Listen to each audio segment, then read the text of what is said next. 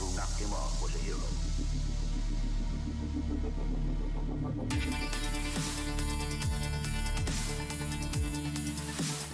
Any one of them may be the McCoy. And he'll be to California before we ever get out of these badlands. He isn't to California yet. Don't worry, he's working as hard as we are.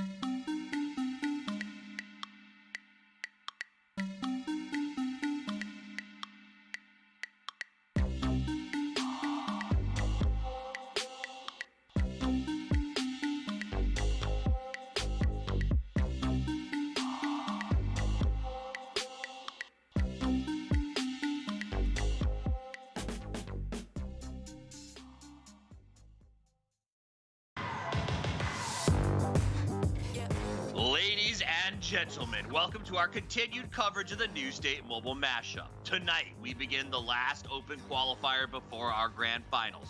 By Sunday, we'll have 4 new teams punching their tickets to that Grand Final.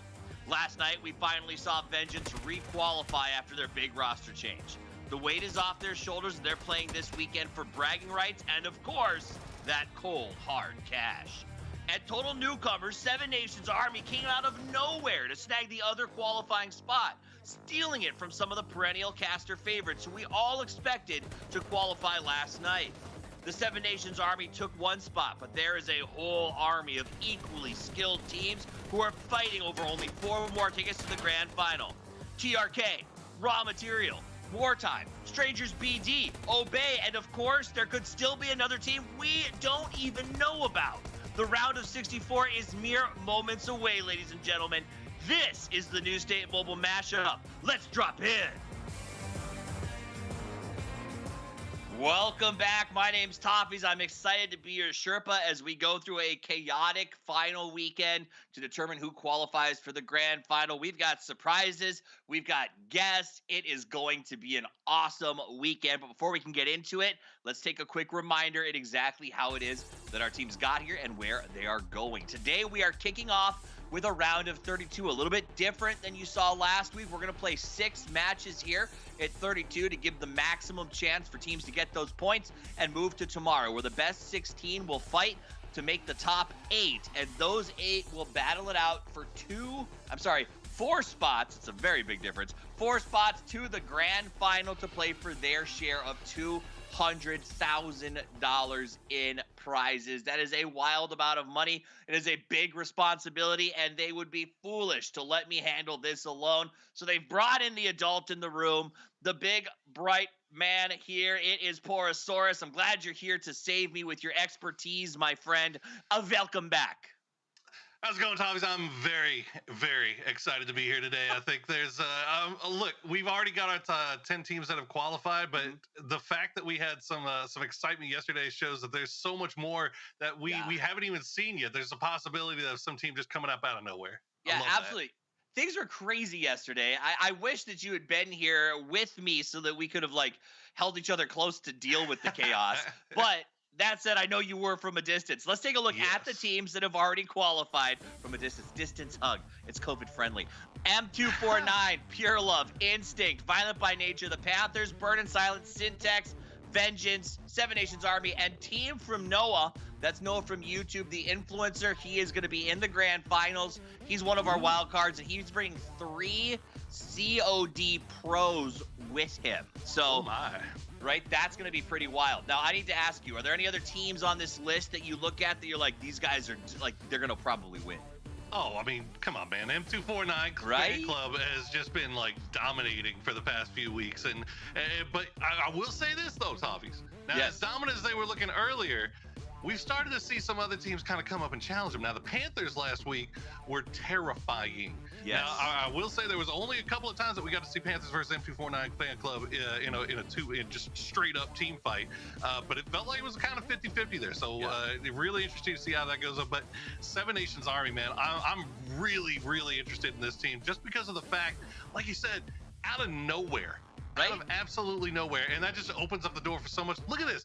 They didn't even play FPP. They're 100% third-person players until yesterday when they came in and played FPP, and the fact that they were able to just do what they did, never having played FPP, really is insane to me. It's absolutely nuts. It's funny to be in an interview going, we're third-person perspective players, and I'm like, no, you're not. not after yesterday, because they played amazing. And I was going to ask you, have you heard of these guys? Because I haven't. So you're saying you also, this is sort of a new, out of nowhere type of deal. That's crazy, Poor. I mean, how often have we seen that? It's not very often, Toffees. It's not very often, but that's the thing, right? We're still so new right now that it could be, it could happen any week. We could just get that team of grinders that comes in and they're like, oh, we signed up this week. We didn't know about it until just now. And now we sign up and they come in and they just shock the world and make themselves a nice little stack of money in the process. So I'm excited to see, we saw Seven Nations Army yesterday. Maybe today will deliver us someone new. And I asked you about this because you know about the teams that are on the grind, the ones that are making the chase. So I think it'd be awesome if we took a look back at the last games that we've seen and maybe reintroduce to some of these teams. Let's do it. Yeah, we talked about the teams that have already qualified, but there's still a nice stack of squads, Toffees, that have been so close. Team Real Killers. You can see the damage they put up last weekend. And to be honest, they played really well. It was just, in the end, they got outshined by the Panthers and M249. And, it was good placement. It just seemed like it was a little bit tough for them to get some of the kills because the kills were getting eaten up by these other two big teams. So really going to keep an eye on Team Real Killers today to see if they can kind of figure out how to go out and get some more of those kill points of their own. Now, Obey was kind of a different situation. It was somewhat similar in the fact that they played really well. The meta was there, but the kills wasn't there. The placement was a little bit shy for them as well. It just seemed like they kind of ended up in these really tough situations where they were having to push in late, and when they did push in, they were running into teams like M249 or the Panthers or some team that was just holding really strong where they had to crash a compound super late in a disadvantageous position. Now, Wartime was a little bit different. Wartime, it felt like they had that really good start, right, where we got really excited about Wartime, and then it's just kind of fallen off since then, right? We haven't really seen that same kind of production. Now, everybody is allowed to have bad days, Toffee. Everybody can have a bad day, but Wartime, you can't afford to have any more bad days now. We are right up against it. You've got to come through and you've got to re-deliver that same performance that we saw in the early days of Wartime. We have to see that now again if we're going to see that team make it to the grand final. Yeah, I mean, Wartime for me is one of those question marks. I know that they've got this pedigree. I've heard lots of casters come through and tell me this is a team to watch. And Kodo was missing during the grand final, right? That was sort of what we were hearing, and that's what they told us, is that he was our fragger. But they didn't perform yesterday. So I think this is a very rubber hits the road sort of situation for them. So we'll keep an eye on them. Two other teams that we didn't get a chance to talk about during the highlights, but I do want to touch on briefly, is Strangers BD and Raw Material. Strangers BD, they're an interesting team for me. They've been very... Is vanilla a good way to describe a team, Poro? Because I feel like if that's how I describe them, I'd say vanilla. I mean, it might not be a very flattering way to describe them, but I think it's accurate. I mean, they do. They're not going to shock you with any highlight reel plays, right? But they're very consistent, and they keep finding themselves just short every single time, man. It's almost heartbreaking. But now we're getting to that. Again, same with Wartime. We're getting to the end. They're running out of opportunities. They've got to show what the top tier that team is capable of delivering is, and they've got to do it now. Now, and then you bring up, Wartime keeps working their way back into this because they've been such an interesting team to follow. But again, that comes down to superstar mentality. And I want to ask that sort of when it comes to raw materials. Raw materials has a player named Loki on their team who has been sort of in highlight reels, popping up a lot. But the rest of their team, I don't feel like I'm seeing a lot of. Is it early in the esport? That's why we're sort of seeing superstar frameouts, or do you think there's just, a team that needs to be remade? I don't know if we got into the remake part just yet, because let me tell you, Toffees, if you remember last week, we saw Raw Materials it was, take no grains about it. It was a bad performance in the early game, but then the final 2 games, Toffees, that was when we saw them really start popping off, and they almost made it to the qualification, and they looked so good doing it too. And I'm really hoping that is the Raw Materials team, and that's what we can expect to see today, and not the former. Fair enough. But if they do need to reform, maybe half of Raw Materials, half of Norie Sushi Squad. Let's bring in the rest of our squad here. It is the casters who will be bringing you the matches. It's me, Mustache Dave, and Clover. I like it. You guys went with the red motif. We got the blue up here. That's how you do a last weekend. You guys want to take a look at the teams we're watching today? Yeah? Heck yeah. Yes, I'm really excited to see. Let's do it. Let's do it. This is Group C, round of 32. We're going to have 8 teams. More than that, actually. We have a surprise, because normally we start at the round of 64, but we decided to make the groups a little bigger and go for 6 games instead to sort of change it up a little bit. It should give some more chances for these teams to feel like they're getting their points, and maybe you're not suffering a circle so much. Looking at this list, actually, we'll take a look at the other one real quick as well, just so you know everyone who's going to be in this group, because I want to get your guys' takes on who to watch. 4 big guys. Quality, ATS, Vortex. We'll go back to this slide because I'm pretty sure that you aren't going to pick any of these as your team to watch, but it is good to know that they're playing. But Poro, who is your team to watch when it comes to this lobby? I mean, he's got to be Raw Material, doesn't it? I mean, we were just talking about him, how how dominant they have looked at times when they're popping. Dave, man, they look really good, and this is looking like a lobby that has a lot of potential kill points available for a team like Raw Material. Yeah. I agree. He said Dave. So I gotta agree. I can agree. I gotta listen. Last week, Raw Material to me were raw points for the lobby, but I think this week they're already coming back here and showing a lot more than what we saw last week here at Toffees. Who's your team to watch? Who do you put your chips behind in this lobby? I will say this. As much as I want to see Raw Material qual because they haven't had that opportunity to qual yet, I also want to see Violet by Nature, right? We already know that they've qualified. We know that they're a good-looking team, but I want to see if they can continue that forward, right? Give us a little bit of taste of what to expect in the grand finals. All right, I'm into it. I want to watch your local tennis club because it's fun to say the name. I love when you guys are casting and you talk about my local tennis club. Not that I play. I don't do anything active. But it's time for you guys to get active in the match because game number 1's about to get underway, so we're going to get out of here. Good luck, you two. Awesome. Thank you so much, Toffees and Poro. And Dave, I'm so excited. So you heard them here. We've kind of shaked things up a little bit on the numbers, which also means there's more opportunities for elim points here for the teams playing today. Also means I think we might expect a little bit of aggression, or do you think that that's going to change and we're going to see teams keep it kind of simple today? I think the teams that didn't qualify, they're going to be try-harding so their hearts out, right? They need to. They need to because this is the last week to qualify for those grand finals. And then on the flip end, those teams that are in the lobby that already qualified, they are that wild card factor for me because, yeah, they could try their best here, but then on the flip end of that coin, they could also make sure that they do everything in their power to make it a hard time for those teams that did not qualify. So there's a lot of factors going on here. Last week, those teams that qualified, they played their best performance. They used those matches for practice, right, to improve their own gameplay. But in week 3, I feel like they're gonna use these games to really destroy those hopes and dreams of those who did not qualify, if I'm being honest. Oh, sure. I mean, this is the best opportunity to establish dominance, right? Because even moving forward to the grand finals, we're really going to start to see, I think, the teams to kind of swing around and say, hey, this is my spot. This is where we want to go. This is how we want to play. And in that same regard, we're really starting this first game off with a hot drop right now. You can see 2 teams landing, and it looks like Buff already trying to get into some safety. Landed a little bit in the wrong spot. Oh, Silver found out immediately. This is a really tragic start here for a couple of teams right now. And actually, I'd say there's 2 hot drops going on the map right now.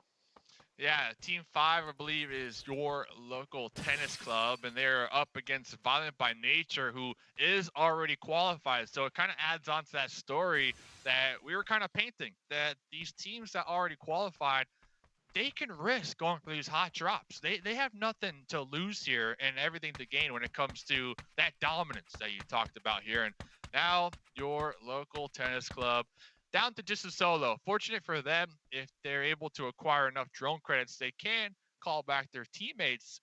But they're going to be all the way out here on that west side of the circle. And there's going to be a couple teams here very shortly looking to rotate in to this circle number 1.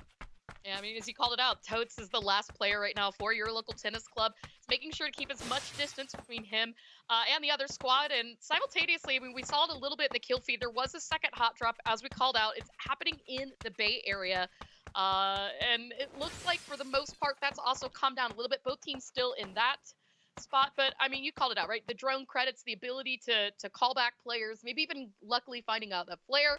We'll see how that happens. Now, as we talked about with this squad, right?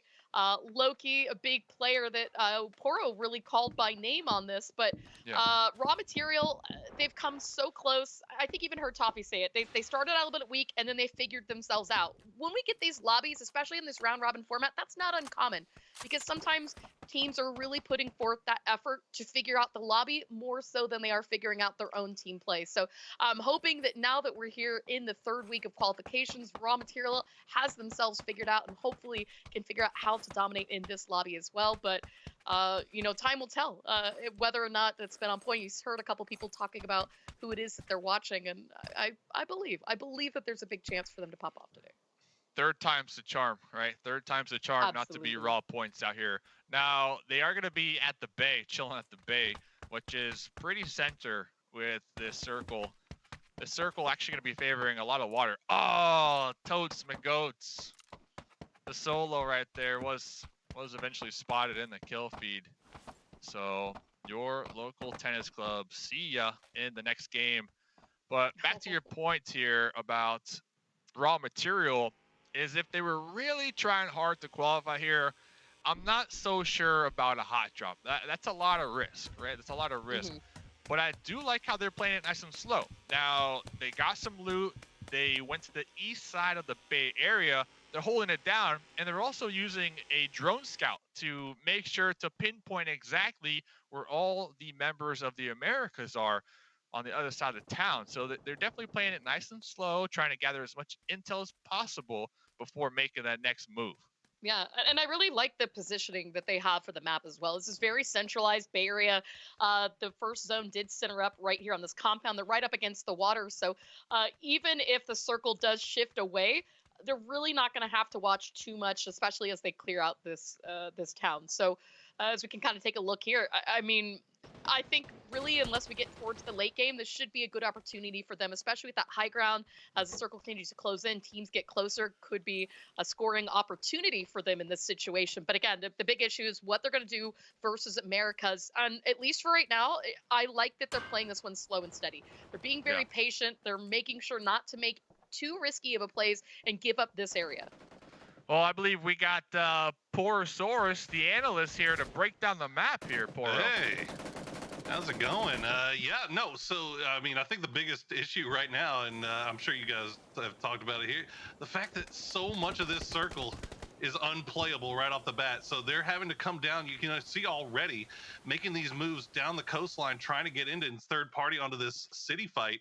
These guys got to get quick with it. They got to finish this fight out really, really fast, because otherwise they're going to have ATS, they're going to have STX dropping behind. You got to imagine this team's going to start sweeping in eventually. Like this spot right here, this city is looking real spicy right now. Chilling at the bay. Poro. Yeah, I mean, he said it was really spicy, right? It's as spicy as it gets. You know, and I guess that's going to beg the question is if this circle continues to center itself up on Bay Area. Absolutely. I mean, the teams that have gotten here first established that position.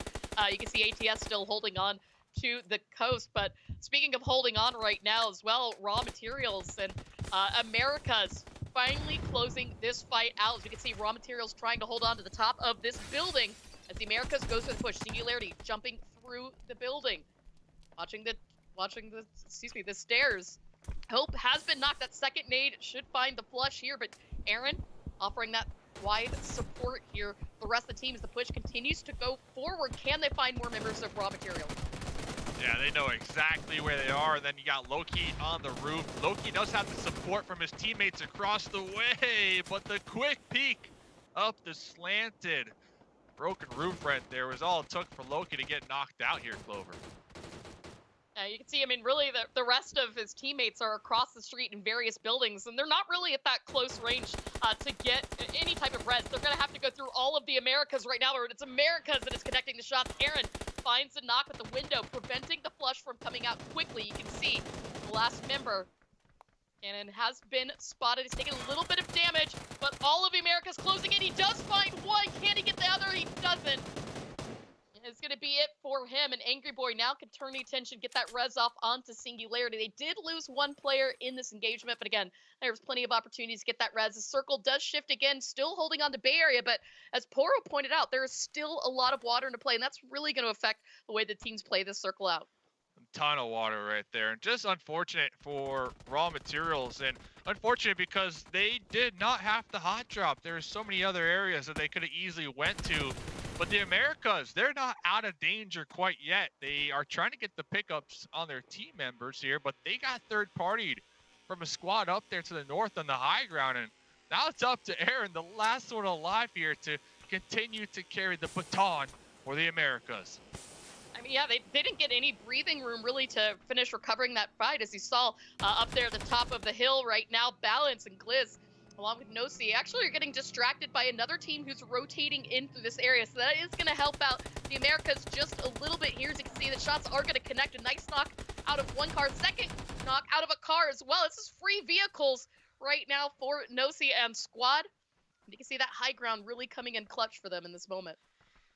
Yeah, this is going to be 4 big guys holding down the big high ground up here in this circle number 2 all the way up to the north, and they were able to really drive a wedge in between Vortex on that push right there. I believe Vortex losing 2 of their squad members, kind of colliding with each other with those vehicles. So 4 big guys got 3 big points here so far, and a really strong position because this zone has so much water in play that they can almost guarantee nobody's going to be working their way up that hill towards their backside. So they only need to really concentrate on the west side of this circle to rack up some more limbs here, Clover.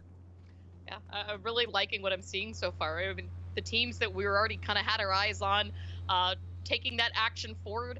Violent by Nature right now tied up versus Americas with 4 kills apiece, but there's still plenty of people alive, still need people to take those shots at. And speaking of shots, you can see right now a little bit going on, and I guess, you know, at this point, I'm already starting to wonder if this is going to be a city finish, because that is really going to change up, I think, the pacing of things. If you can see right now, ATS getting a beautiful crate, lots of care packages there. Javier called that one in, and I mean, this is the resources that's really going to help them out in the late game. Guaranteed win right there. The P90, they pretty much have the south on lockdown. They got the water to the shoreline right behind their backs here. So if they have a little more drone credits, they could actually, in my opinion, risk getting a little more aggressive here, taking a fight. As long as they keep one teammate on the coast, they could easily call that green flare and get that squad mate back up, because that squad mate's not going to have to worry about getting shot from 360, right? Because nobody's going to be in the water shooting. So the coastline right now is a pretty safe play for me, for any team that is looking to call in that green flare. So I really feel like ATS have a clear advantage down there in the south to get a little aggressive here and get some limbs on the board. Absolutely. We see you as well. Speaking of aggressive, this is a team that has not had a lot of breathing room so far today. Aaron, working on that res for Angry Boy. They're going to keep themselves up and steady right now, and should be good to recover as we continue to watch to see what's going to happen. I mean, I think for right now, the question is, are we going to continue to circle up on Bay Area? we've talked about ATS. They've been on the coast for quite some time. There's a couple of other teams all holding on the edge, right? They don't want to push into the circle just yet. They're trying to wait for the absolute latest moment, because if the circle were to at all move away from Bay Area, then leaving the city is going to be difficult, because there's going to be a lot of open terrain, a lot of places for them to get caught. I mean, you can see, yes, there's some trees, but that's not the best cover when you've got buildings to have at your disposal. Yes, the vehicles help, but we saw how well those vehicles helped a couple of team members earlier as they got knocking out of them. So waiting to see what the circle does as we move forward to phase 4. And we might actually see our next fight pop off. Right now, everybody, for the most part, bit of breathing room, though I think there might be one member of Team 9 starting to creep up onto Americas. Yeah, Syntax right there. You were just talking about in those trees. Big chillin'. Big chillin'. Americas, we saw a moment ago, Angry gave all the drone credits to Aaron, and I believe Aaron might even have 2 green flares to call up. So calling the green flare right now with their current position, chilling at the bay, there's going to be some eyes looking at them. But as the zones continue to close, the smaller the zone, the easier that teammate is going to be spotted. So there's really not a prime time, I guess you could say, to call in a squad mate. So I'm very curious to see what the play is from Aaron and these green flares on when they're going to try to attempt to get their teammate back at least. Seems there you go, that circle. Right, look at that. I mean, there's still water in this. This water, the coastline for ATS, I think that they're in a really good position. But now, I mean, look, everybody's starting to make their movements. We can see a couple teams making their way into Bay. But there's still a few along the edge that are kind of waiting until that very last moment, most notably Team 11 down there at the bottom. Hasn't quite picked that position of where to go yet. And you can kind of see why. There's not really a lot of opportunities for them to get in the zone without completely getting themselves locked into an engagement. Yeah, and I'm still kind of just theory crafting in my mind here what Americas could have done. I think they could have passed the green flares off to Angry, given Angry a vehicle maybe, and Angry could have went towards the blue where there's nobody, right? Call in the green flares there, and then wait for your teammates to drop down. Yeah, they're not going to have any weapons, but at least they'll have a good chance of surviving the drop, and then drive back with that vehicle into the bay. Because right now, calling in a green flare, they got Violent by Nature right on top of them. They got the real killers right on top of them. It's going to be a challenge here. Oh, that is some absolute distance shooting there by Glitzy Walk, but it looks like it actually is connecting. You can see the damage just ever so slightly. Smokes are out, and you're already going to be a reposition there, trying to see if he can keep himself up and alive. And Glitzy is watching this. He sees those smokes coming out. He knows what the play is here, but you know what? He's still taking those shots, and that's the aggression you really love to see. Balance also in that aggressive play, because he tried to control that spray up against more members of, I believe, still the Americas. But Nosy has been a snake. He has been quiet in the town doing recon work for the last few phases, and he's got eyes on multiple teams here. Yeah, the thing is, they left their teammates to defend that hilltop as a trio, right? And currently there's 2 other squads up there fighting for that same position because it was so prime in this zone. That Nochi is really just that insurance policy, in my opinion.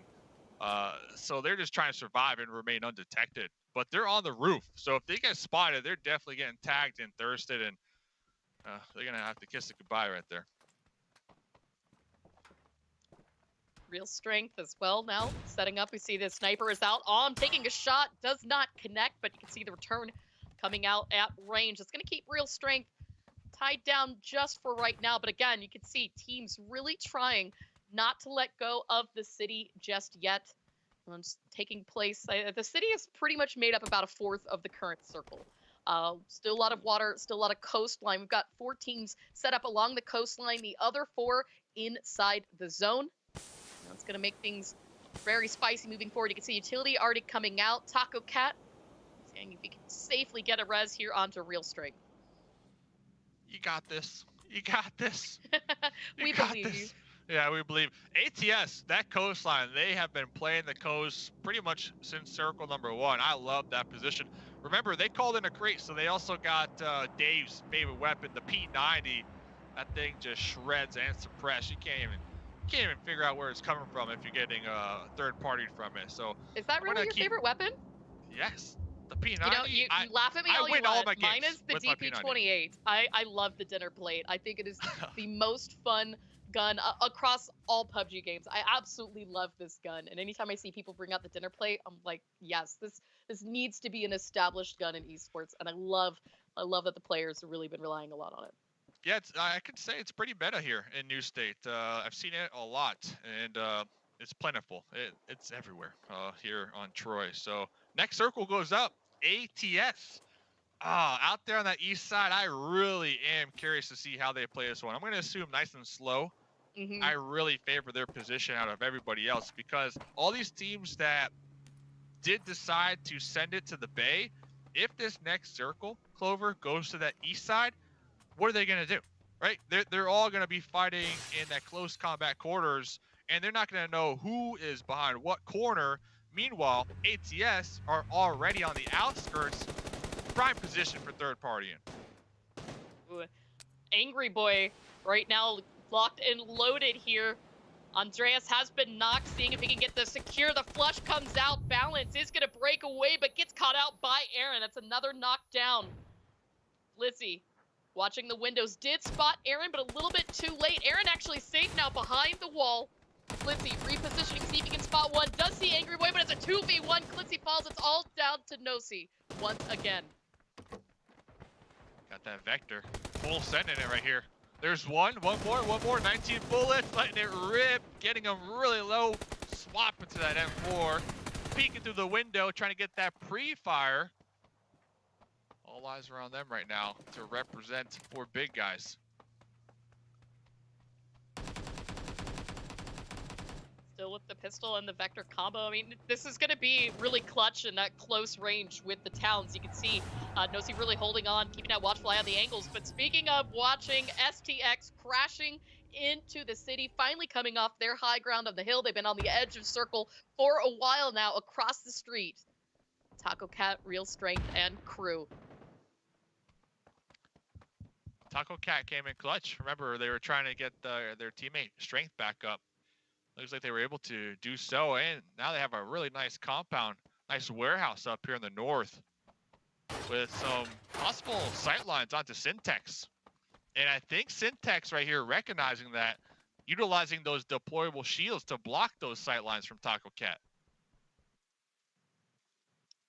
ATS with the last of the high ground. This is inside the circle. But I mean, you've talked about before how are they going to move in? We see they've got plenty of vehicles. So I think the final play once the circle closes again will be where they can send it from here. But for right now, trying to hold on to that position to see where it is. And oh, you kind of called it, Dave. You said if it was going to go east, we are still, ATS does not have to move yet from that position, but there's still a lot of teams that now are going to have to fight for dominance. There's only a handful of unclaimed compounds. That's going to take things a little too close for comfort. Nosy crossing the street here, I'm a little bit concerned about right now, but ATS is going to keep that pressure on Lopez and Flex. They are not going to be able to play the hill any longer, so we might see Team 10 crash into City. Yeah, this is ATS all day out here on the east side. They just need to make sure to take out that duo up in the north from Vortex who are trying to weasel their way into this next circle. But all the teams that are in the Bay, they are going to clash. They are across the street from each other. There's not a lot of cover for a whole team to occupy here in this very small zone. So the kill feed, Clover, it is going to light up here very soon.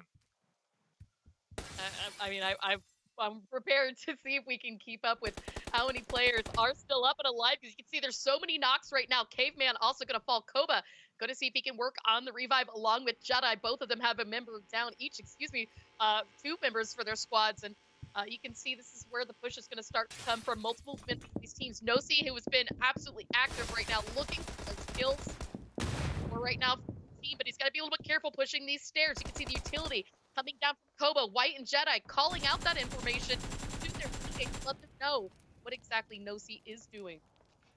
Nosy's just trying to survive right now. Just trying to survive for those placement points, but I don't think Syntex are going to allow that neighbor to occupy the downstairs. but I don't think they're going to have an option because across the way, they're also going to be getting bombarded from some grenades. So Nosy is kind of getting, I was going to say a little bit of luck from across the way, but a really risky play to try to call that green flare right here. Not sure what that was about. We can see this circle is closing in very quickly. Cinders flying out along the edge. Peel not quite close enough to help. There's a little bit split up right now. Cinders a little more preoccupied with Syntax. You can see keeping that watchful eye on the windows, not yet closing in the gap between his teammates. Time might come now to rejoin the squad. The circle centered up right here on the road. There is nothing else except for this tiny little barn for cover. And I mean, you talked about a bloodbath, Dave. I think we're about to get it. Beautiful soft 2-2 split right here from the real killers. Their multiple angles. They're gonna have a shooting range out here as Violent by Nature attempt to make their way into the zone. Good connection there by Koba. Cinders flushed out real quickly. We've been worried about whether or not he was able to rejoin. You can see Boss with the Boss angle up there on the roof. Gets Garfield, finds the flush. Another point in their pocket, as you can see. Oh, coming out, trying to see who else they can get another knockout. It looks like Mitch does find the flush here.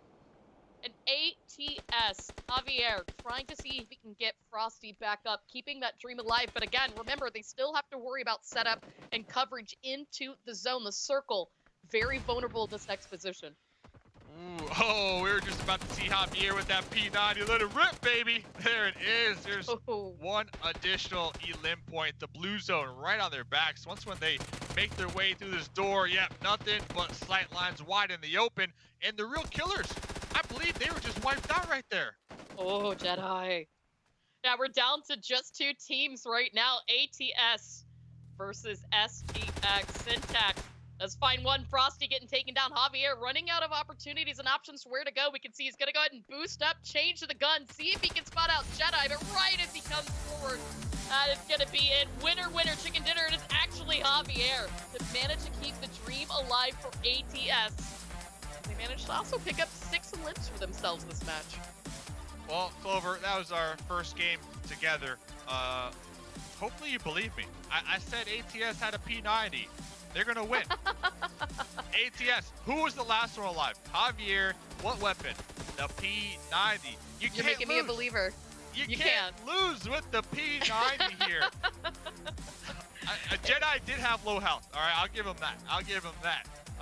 But the P90 coming in clutch right there. I was getting a little nervous for ATS, but ATS not only did they call in that early red flare to get that P90, that level 3 gear, but they also had the east side, the coastline working for them for probably all that game, the whole game up until that very last zone that they almost guarantee themselves safe passage because nobody can backstab them as they just look ahead. Meanwhile, other squads, they got to look all over the place not to get shot. So positioning definitely helped out ATS. Absolutely. I think we saw, I can't remember if it was Vortex or who, but, you know, later in the game, one of the teams also along the coast tried to push that position that ATX has held. ATS really played that one out patiently. There were so many times where they could have repositioned, gone to the city a little bit earlier, but I think that the later they won it, that more information they had on the rest of the teams inside, and as we saw, ultimately cleaning up that 2v1 there at the very end. So exciting to see, maybe not quite as many eliminations as they could have potentially gotten had they gone to the city early on, but nonetheless, a very well-deserved chicken dinner for them in the end. Well, that's only game 1. We're going to send it to a quick break. When we come back, Porosaurus and Toffees to analyze.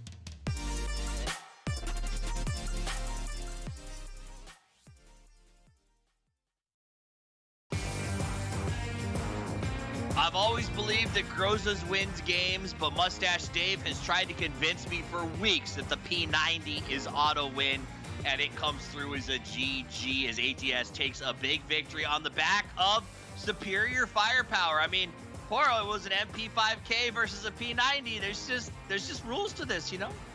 I mean, look, hey, the guy had what? 2 HP and was in the wide open street. I mean, you're gonna win that fight. It doesn't matter what gun you have. But look, ATS didn't win that game just because of that final fight. They won their game because of meta decision making that was taking place the whole time, right? The decision to not push into the city and to just kind of hold the edge until very, very late. I mean, most teams were trying to do it. You saw even Violent by Nature. I mean, Violent by Nature popped off. They had a bunch of kills, but they were even really hesitant to push into that city because nobody wants to push into it and then have to fight out of it, right? So the fact that ATS was kind of holding there for as long as possible, and honestly, their push into the city was really well done as well. So really well done by both of those teams in terms of VBN getting a bunch of kills, ATS getting that win. Yeah, you know, I mean, Zuck's meta may be on the way down, but our meta is getting stronger. Let's take a look back at how that match went down in our segment. It's the highlights. Replays. And look at this. Violent by Nature started off early off the hot drop. Now, I was actually surprised, Toffees. I mean, we have more teams in the lobby here for sure, but they did not get any time to sort things out because that first circle was half playable. So it cut off a lot of open area, and we ended up seeing a lot of early scrapping because of it. Yeah, things have changed. Week 1, the circles were so simple. This week, they are starting in straight up chaos. And then, not only is it unplayable because of water, it shrinks to a city finish. And that's what we're watching now, Poro. That is rare. It doesn't matter what battlegrounds you're playing. City finishes are not a daily occurrence. No, you never want to see them because it's so dicey, man. It's so hard to play. There's so many different variables that you have to worry about. And there you go, the P90 obviously getting that big win against Jedi. Jedi landed his shots though. That was a little bit closer than probably what I would have liked. But there you go, 16 points for ATS. Also, Javier has been watching because you saw he checked in the blue for a second. Syntax Jedi loves doing blue runs to try to finish out a game and like wrap around. So he even peeked there because he's like, I know these guys. Syntax does come out in third, Violent by Nature in second, and ATS, a newcomer, sets up with 16 points. That's a big start to the day. Not too shabby. I gotta be honest, was there a team on this list besides, you know, obviously the obvious ATS with their win that you were like, oh, I like what I'm seeing out of them? Man, look, I was having a lot of fun watching 4 big guys. So they took the kind of cliffside up to the north, but then they sent Nochi inside the city. And it was a great idea, man. It was really a good idea to kind of send that one guy into the city, kind of secure your spot, do a little scouting around, find out what's going in there. But then Nochi just went so deep, man. He went all the way to the south side of the city that by the time that 4 big guys, the rest of the squad had to make that push and crash into the city. They had no idea that there was another team there, and it was kind of separating some. So Nochi, I got to say, 4 big guys, good plan. Nochi, just don't go as far deep next time. Just kind of secure yourself a spot for your team to come and join you later. on the edge because they tried to sneak through the city. And if I know anything about big guys, and I do, it's that we don't sneak so good. Let's pull in the other two members of our team. That we are not the 4 big guys. We got the top unlocked. We got our casters on the bottom is Mustache Dave and Clover.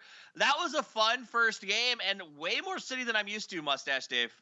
Yeah, we talked about this a little bit last week here, Toppies, with the new update on March 17th. When we look at the extreme mode, we have more dynamic play zones. I read that in the patch notes. I was like, yes, it was beautiful to read because we just started playing here in North America with the official first event for the esports here in New State. And to see that they're already changing things up to kind of tailor to the esports and make it a little more exciting, I love seeing that, Toppies.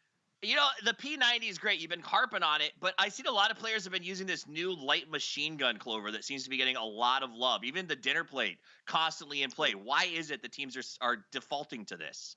I mean, why not, right? When you can just absolutely spray and pray. But if you're really good, you can just eliminate the prey and just go straight to spraying. And especially, again, when we see a town finish like this, those close corridors, the windows, absolutely, you want something like that, right? I mean, we did see a handful of bomb shots. That was more so for those players that were up on the hill at range. So with those cities finishes, like Dave said, we've got the more dynamic circles now with that update.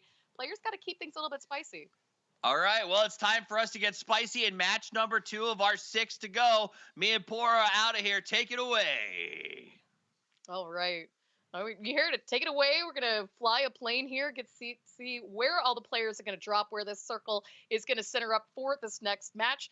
We had a lot of water into play last game. I'm curious to see if we're going to have something similar to that as we get ready to get into match number 2. Dave, who are you excited for? You think ATS is going to pull it off again with the P90?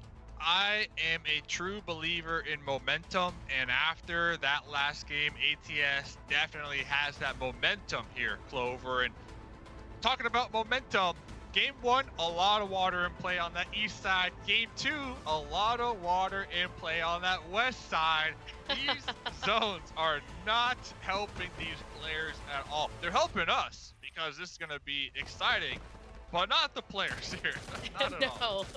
And, you know, we've got multiple hot drops again. We saw it day 1. You talked about momentum and that consistency. We're seeing it a second time. This time, however, it is by Violet by Nature and the Real Killers landing on top of each other here. We also have 2 other hot drops between Syntax and I believe it is Local Tennis Club, as well as the Americas and once again, Raw Material. They can't seem to break away from each other. So, oh, and excuse me, another hot drop on top of that as well. We've got 4 hot drops going on simultaneously. Four separate areas right now.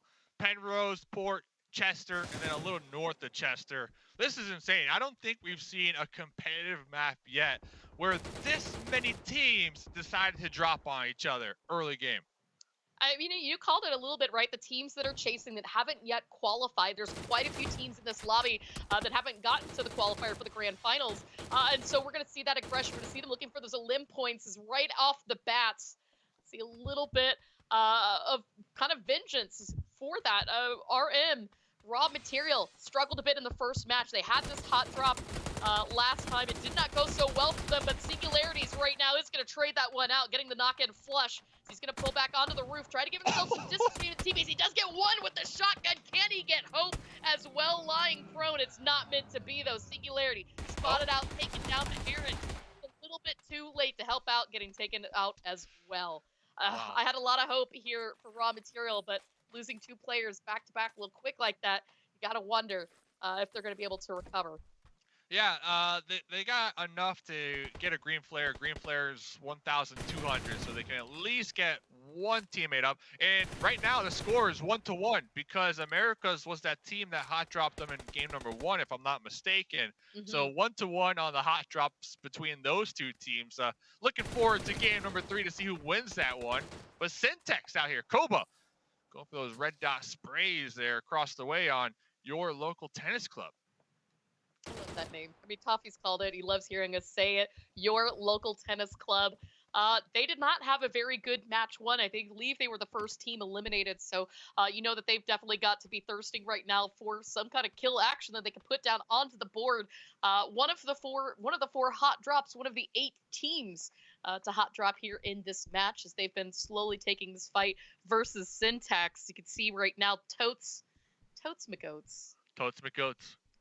I love that name. But Totes really keeping that watchful eye. And this is another one of our hot drops that we've also been keeping that eye on. Quality versus 4 big guys. We're down to about 3 big guys, 3.5 big guys right now. Yeah, quality points though if you're gonna be running across the road like that in the open. Ooh. Nochi with the M249/banana suit. So this is a banana running at you with an M249 right now, Clover, to put that into perspective. You know what? I mean, this is a vibe. If I needed to list a vibe out for Friday, that would be it. But speaking of vibes, he gets the second knock. Go ahead and make sure to get that secure. Down to just 6 bullets. Oh, Nozi spots another one, but he's going to have to switch out to the Tommy gun. Oh, right there, Andreas jumping out to Lindahan. Can they clear out the last remaining member? I believe it's just 1 up for quality. They might have gotten him. Unless there's a solo kind of snaking and trying to remain undetected, they might have gotten him. And that was a banana running at you, the M249. I'm going to say that one more time because you don't see that every day. You don't see that every day. So we got to cast in banana suits, Dave. All right. Everybody. I mean, I'm down. This is the vibe. This is a vibe I really want to bring here to the state today. And speaking of vibes, Koba, nice knock there onto Silver, watching the wall, seeing if he can get maybe a secondary knock on a teammate that might go for the res. The wall right now helping keep Silver from being spotted. No yet utility in the range. But you can see Jay White trying to close in. The gap buff also has been knocked down. Jedi had a line of sight here, and now Syntax closing the gap up onto the rooftop. See who else they can take out of play here. Yeah, Syntax, they already qualified. So right now they're just practicing their rotations and their early team fights, in my opinion. Koba with a nice angle, and I believe Caveman sent in a vehicle to try to wrap behind Totes McGoats here with that M249. And once again, Totes, the last one alive for your local tennis club. Just not working out here. And I think after 2 games of 0 points, that's when I start to worry here, Clover, for these teams that need to qualify. You can't afford the hot drop. You can clearly see when there's other parachutes near you, and you have enough time to pull off. Now, you might not be able to pull off to a location that has the best loot, but this is extreme mode, so your chances are high if you just loot those little outskirt buildings that are scattered all over the place. So if you're one of these teams that desperately need points after getting 0 in 2 games back-to-back, and you don't have that grand finals golden ticket, you can't be hot dropping, in my opinion, Clover. That just might be me. I don't know if that's a hot take, but if I'm their coach, I'm going to say, hey, avoid all teams at all costs early game until you're geared out at least.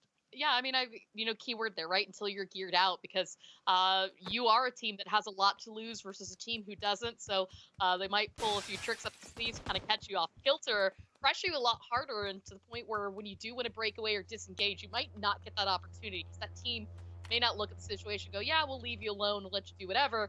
They might chase you. They might do some of the things that we've continued to see. And in terms of Totes McGoats, you called it, he's been the last player standing up twice. And sometimes that's luck, but oftentimes that can also be, a symptom of something far larger. If Totes is looting away from the team, maybe he's not fully engaged in the fight that's happening, that can oftentimes result itself into that player being the last one alive. So something to keep in mind, or keep a watchful eye on rather, going forward, is where Totes' positioning is compared to the rest of the squad when these engagements happen. But circle is going to shift. We're going to break away from most urban areas. Only Swanson is really inside the zone. And we're also going to lose a lot of that water pretty early on in the creek bed down through the middles, kind of dividing the circle into 2. And talking about Totes McGoats, I got the Goat Porosaurus. I think he's on the line here to break down this new circle. How's it going? Yeah, so the new circle obviously kind of centering up away from port is going to make things a little bit difficult for STX and some of these other squads. Really kind of keeping an eye down here, though, on Violent by Nature. Now, you mentioned it earlier that they did get involved in one of those hot drop situations, but this time they were able to avoid it, and they were able to now kind of get their looting phase back to where they wanted to be. But now they've got to make that rapid rotation back in once again. And the south side of this circle is looking real stacked with teams, Dave. And I don't know if anybody's even going to want to cross this kind of line of demarcation here as the swamp. So it'll be really interesting to see how this circle plays out with a definite southern half and a definite northern half. Love it, Poro. I love it. The line of demarcation, that is a huge call out. And looking at these teams currently there, they're real killers. They have sight lines over all of those swamps, the trenches, the water. There's boulders and trees. If this next zone goes to the north, all the teams in the south, they're most likely going to utilize that swamp or that broken bridge out there near port. But the matter of the fact is the real killers, they are set up in hard cover with sight lines. So they have the potential here, Clover, in my opinion, to get a lot of elim points from that position. Yeah, I mean, as you say, depending on how the circle shifts, that's a high prio compound. You can see a couple other teams already encroaching out in that area, and that's going to make things really, really spicy for them, depending on what's going to happen. We've got 1, 2, 3, 4 teams not quite in the zone right now down to the south, and that could spell a little bit of interesting play. But speaking of interesting play, RM Raw Materials right now crashing in Los Sombras compound. You can see Lau trying to see if he can get out what is left of Hope. Does not have very much HP left. Out against the wall, you can see Robles out, but it is actually going to be Swatpada that falls here. Hope cleans that up with Dave, none other my favorite gun, the DP-28, but Hope getting traded right back out.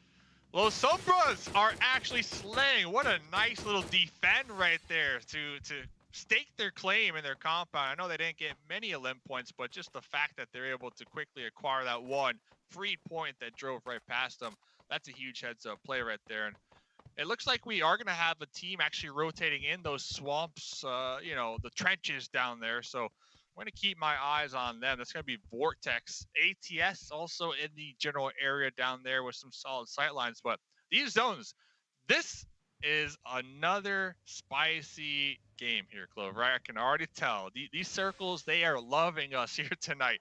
And when I say us, I mean the viewers, the casters, the devs. Oh, no, not these the players do not like these circles. No, but we do, right? Because it keeps things entertaining. It keeps things spicy. And, I mean, as you see right there, Vortex managing to get themselves a crate out as well. And you can see is going to be one member of Seven Nations Army, kind of investigate that crate, see who is there, or the rest of the team goes a little bit further north on the other side of Swamp. I mean, Poro called this the line of demarcation. You can see it right here. Teams one the other. Because it's across right now, as we're seeing coming out right now from Syntax as well. And it's that open area makes things really fun. Gotta put it in the pocket. Put it in the pocket here. And looks like Los Sombras are going to be calling in one of their teammates all the way up there towards the north here. Raw Materials might be able to get a little bit of revenge if they look up to the sky, as Syntax are just sending it in their 2 vehicles. Oh, they got 3 vehicles. So let's see if the real killers can connect a couple of these shots here. You know, I think this is kind of a scouting gone wrong for Syntax. It seems like every place that they've really wanted to put down has been occupied. You can see they are going to spin out there as they lose control over one of the vehicles, but luckily another teammate was close by with the bus. You can see that position. I mean, we called it out a phase or 2 ago there for the real killers, and how this was going to be such a great line of sight for a lot of teams in that control to the south. And that's a prime example of it for anybody that really tries to drive past this crossroads is being punished. Get in the car. That's what they just said as they tried to scoop them up in the bus, the Electron. That thing has the most health in the whole game. So talk about saving grace over there. With no honor. With the Mini. Okay. With the Mini. I know the Mini recently also got an update where you could increase its damage with the customization kit. And that might be the case right now because we are getting a lot of damage on the board from With No Honor. It's going to be Violent by Nature, an already qualified team. And here we go. The demarcation zone is where we're headed.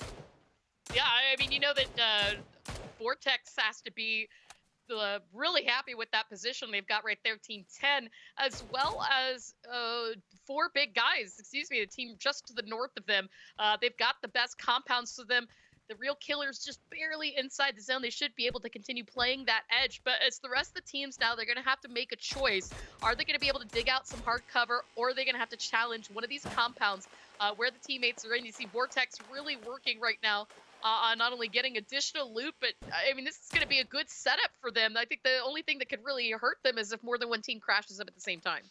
Yeah, we see them calling in a custom kit right there. I'm very curious to see how many drone credits they have, because if that was me in the current position that they're holding down in the demarcation zone, I might have tried to call in some these deployable shields, because they're definitely going to need it down there, especially to protect their northern sides here, to really give them some cover. But over here, raw materials with the pull-up, 3 alive to drive by. The DPs are out here, Clover, your favorite weapon. Glizzy. And of course, as I say that, balance getting taken down, but not completely out of the game. You can see Nosy is going to throw out smokes, try to see if he can get the res up on his teammate and potentially heal for this position. But I mean, this is the crazy pull-ups that we were worried about potentially taking place with the very few compounds that are in this next zone, Dave.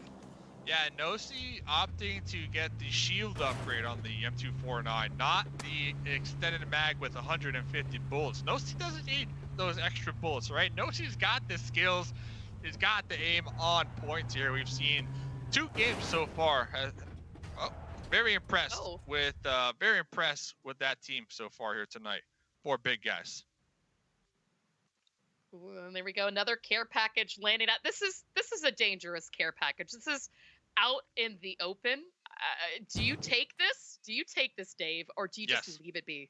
Yes, I think if you are violent by nature, already qualified, you see that tasty crate right there, you see that beautiful red smoke, you go for it. You go for it, because that level 3 gear, and it's holding the Bob Barker, the full auto right there with the MK14.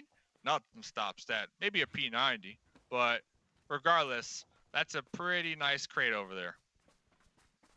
Oh, there you go. And Jedi with no honor are going to get a vehicle, and dude, whoa! Attempted drive away there by Syntax, caught out. No wasted time there by 4 big guys. So really continuing to work up on those elimination points. But Jedi now, I was wondering if they were going to go for the crate. They actually decided to crash into Vortex's compound and put themselves completely in the downstairs window. You can see Omar Negro trying to see if he can take down one. The throwables are out, but Jedi not quite connecting. Yeah, you can hear the thumps too. You hear the thumps if they're above you, so they have that intel.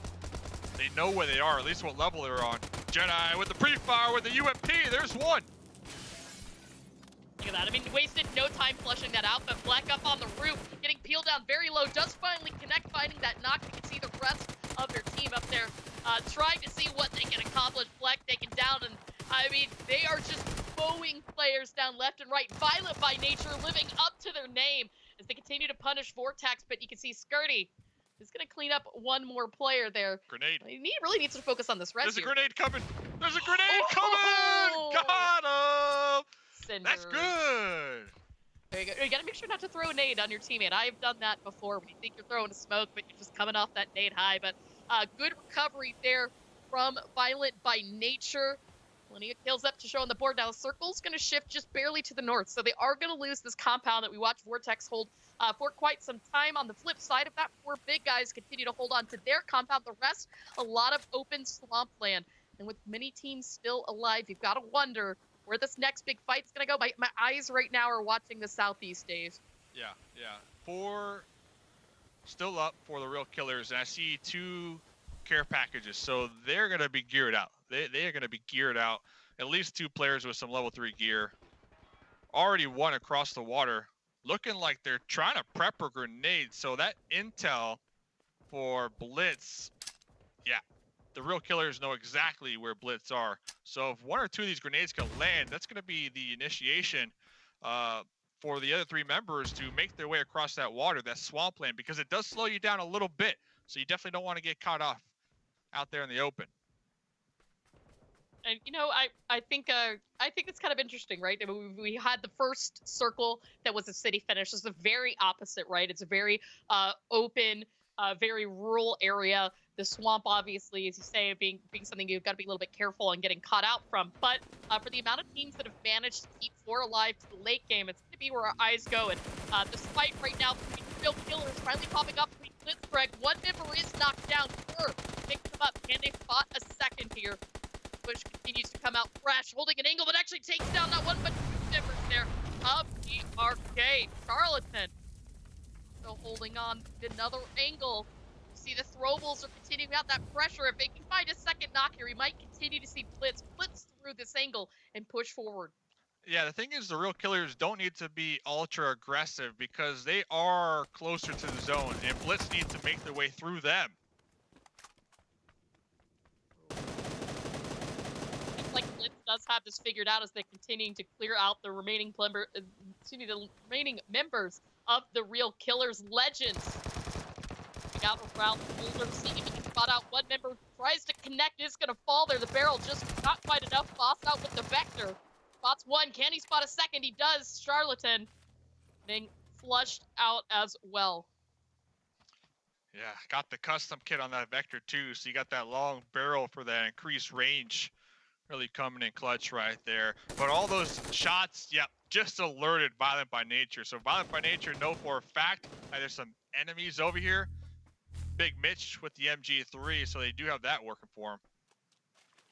Yeah, I was wondering, I mean, Mitch kind of didn't announce his presence to start, and he could have kept things a little bit quiet for that position, but ultimately, as he saw that engagement taking shots out, now he's kind of gotten himself trapped. There's nowhere else to really go from there. So it's kind of something you gotta be a little bit mindful of when you get circles like this is, do you then switch into rat mode, so it's not known, or do you take out the aggression? And speaking of aggression, Balance right now trying to take out members of ATS, but not quite connecting there as Frosty's only gonna take about 13 HP from that shot, but that's all right. ATS still have their vehicles continuing out that reposition. They found themselves a nice little ridge line to play along with some hard cover created here along with that car. You can hear a couple bullets off in the distance. This should otherwise be a fairly safe spot to play from. Yeah, and to answer your question, Mitch did go down, so I blame the MG3. When you got the MG3, you think you're unstoppable. Even if you're in the blue zone up against a four-person roster that's still alive ahead of you. So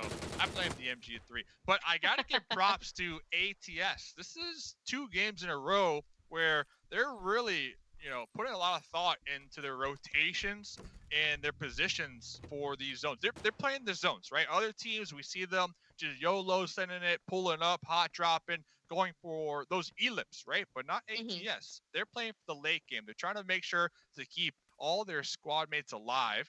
Yeah, they got 2 elim points, but I'm not even worried about that. I like the consistency that they've been showing here so far in the last 2 games, Clover. Yeah, I mean, they're really running the opportunity to potentially get back-to-back chicken dinners from this. But a moment ago, we were sitting on 4 big guys. And I got to tell you, I'm pretty sure I saw double-digit kills there for them. So something you got to be a little bit careful for when they've got 4 players up as Kirari does get knocked down. You see Frosty trying to hold another angle here. Violent by Nature. Also been on a bit of a kill streak this match. Locked and loaded right now into ATS. I mean, they're just completely wrapping into this team now. This is the angle of approach they're taking. Yeah, with no honor, still with that mini, really relying on their ability to connect these shots because we got to push. 4 big guys within grenade range right here. Nochi with the Tommy, trying to make the push up. There's the first knock on a Frosty here, Clover. Well, you can see the high ground is going to pay out big right now as they try to get onto the rock, but ultimately spotted out. That is it. ATS is taken down now. And it's all up to Violent by Nature versus 4 big guys. Violent by Nature with 9 kills on the board. Cinders. It's been an absolute nade monster so far. You can see throwing out support smokes with the rest of the team. And they're really just clearing out this field right now. They've got a general idea for where most of 4 big guys are, but as this Frez continues to pop off, it feels like it took forever. Andreas immediately now having to turn their attention. It is a 2v4.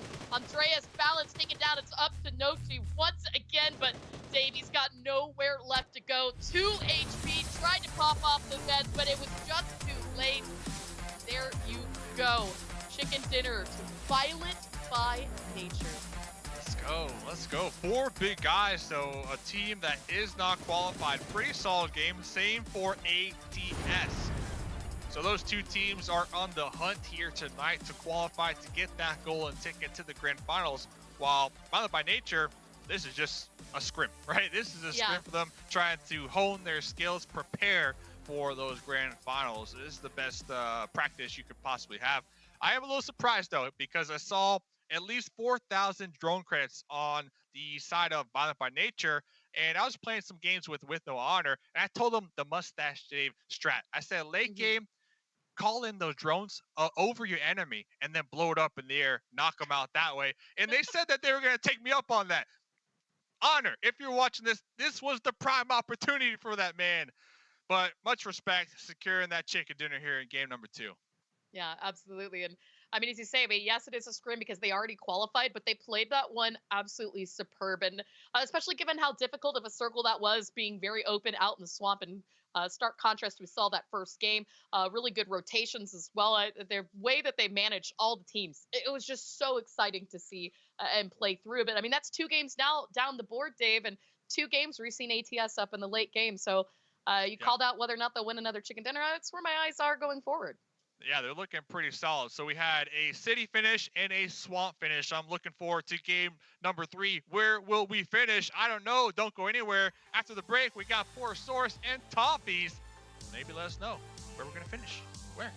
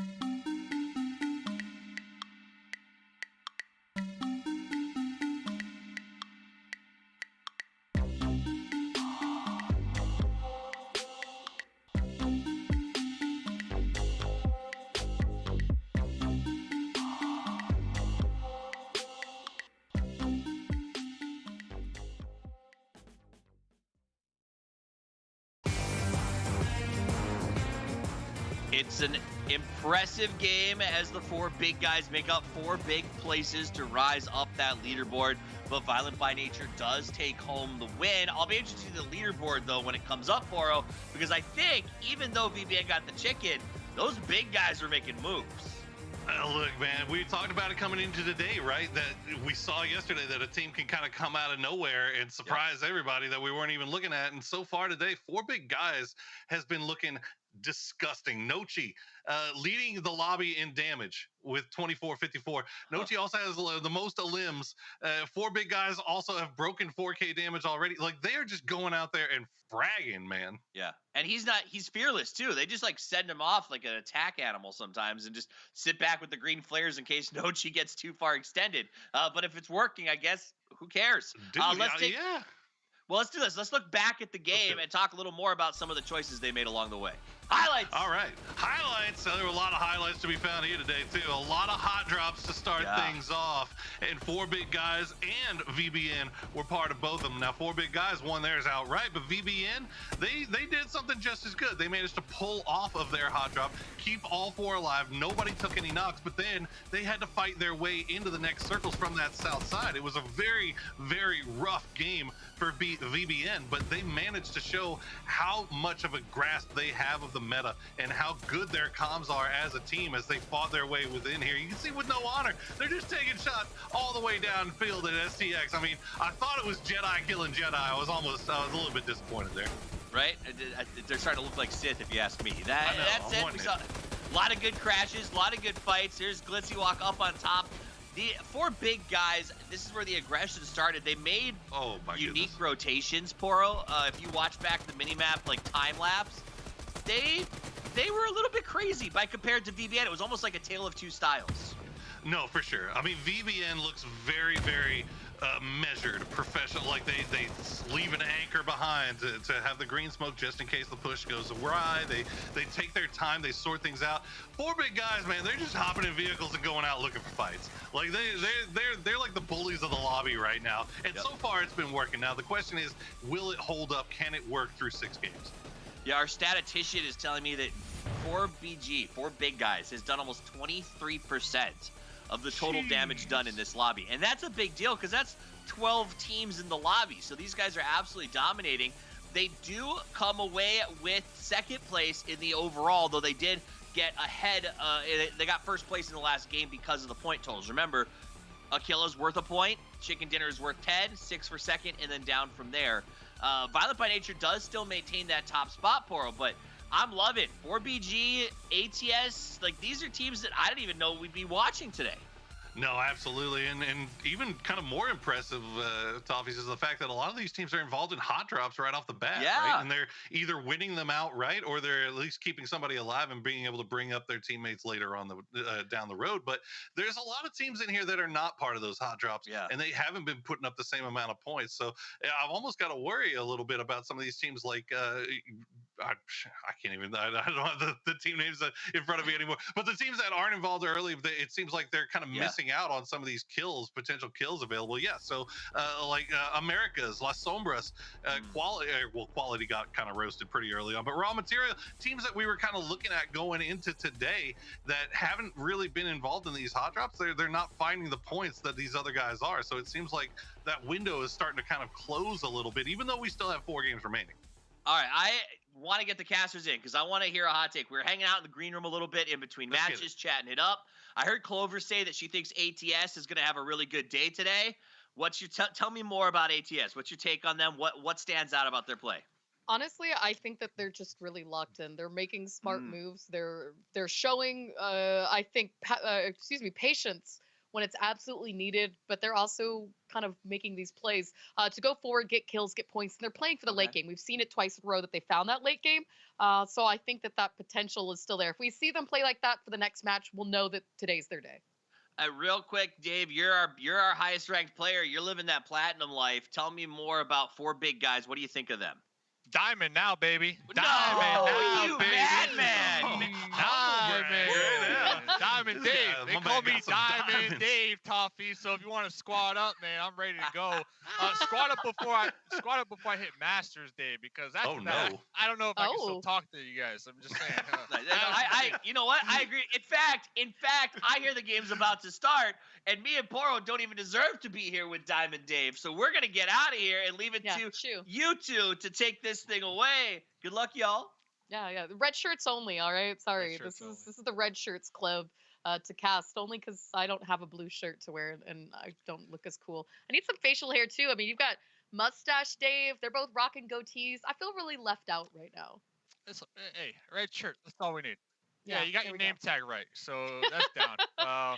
But shout out to Absolutely. Toffees, by the way. I saw him. He was playing the other day, and I was spectating him. I was like, okay, Toffees, I see what you got going on. I don't know if he knew I was watching him, or if it's weird that I was watching him, but now he knows that I was watching him play, and shout out to him. So game number 3, Clover. I know this is our first day hanging out here for New State. Trailer Park, one of my favorite spots, hands down. It is just stacked with pretty solid loot, and the Vulture, the 2-seater motorcycle. So that's going to be in play. And then on the opposite end, we got Lab in play as well. And it looks like 2 teams maybe might be contesting each other for it. Yeah, once again, hot drops. We've even got 3 teams just to the north of that as well. So, but, you know, 2 teams that we've talked about for those kills. We saw it last game. Now up against each other for this match. Ooh, Doji. Who's usually the last player still up. The first one down this time, Jedi, making sure. He saw that name. He's like, we're not going to let him stay up and alive. Lindsay, meanwhile, trying to punish Jedi, but it's actually going to be him who falls here. So a bit of a trade out for both these teams to start. Yeah, they're getting destroyed. They're down to just 1. And their drone credit's not enough to even call on a green flare right now. And it's so challenging to be that solo early game just searching for credits. Yes, we are playing extreme mode, so there's credits everywhere. But the whole game plan just totally shifts. You know, it goes from let's get a couple elims, let's play the zones, to let's just survive. Let's just survive. And punch out for the ultimate PM right if you there. feel safe enough, right? You might as well go for the humiliation kill. Man, and that's going to be 4 big guys. The team, yeah, Toppy's asking me, what do they need to do? Not hot drop another squad. Not this. This is definitely not what they needed. If you're still listening, not this, man. And Andres is going right towards the north, where there's 3 other teams. We see Andres on the mini map right there driving by. Andres is like, yeah, no, I hear the gunshots. I think I'm just gonna keep going on my jolly all the way. Ooh, come on, Skirty. The turnaround. What? What?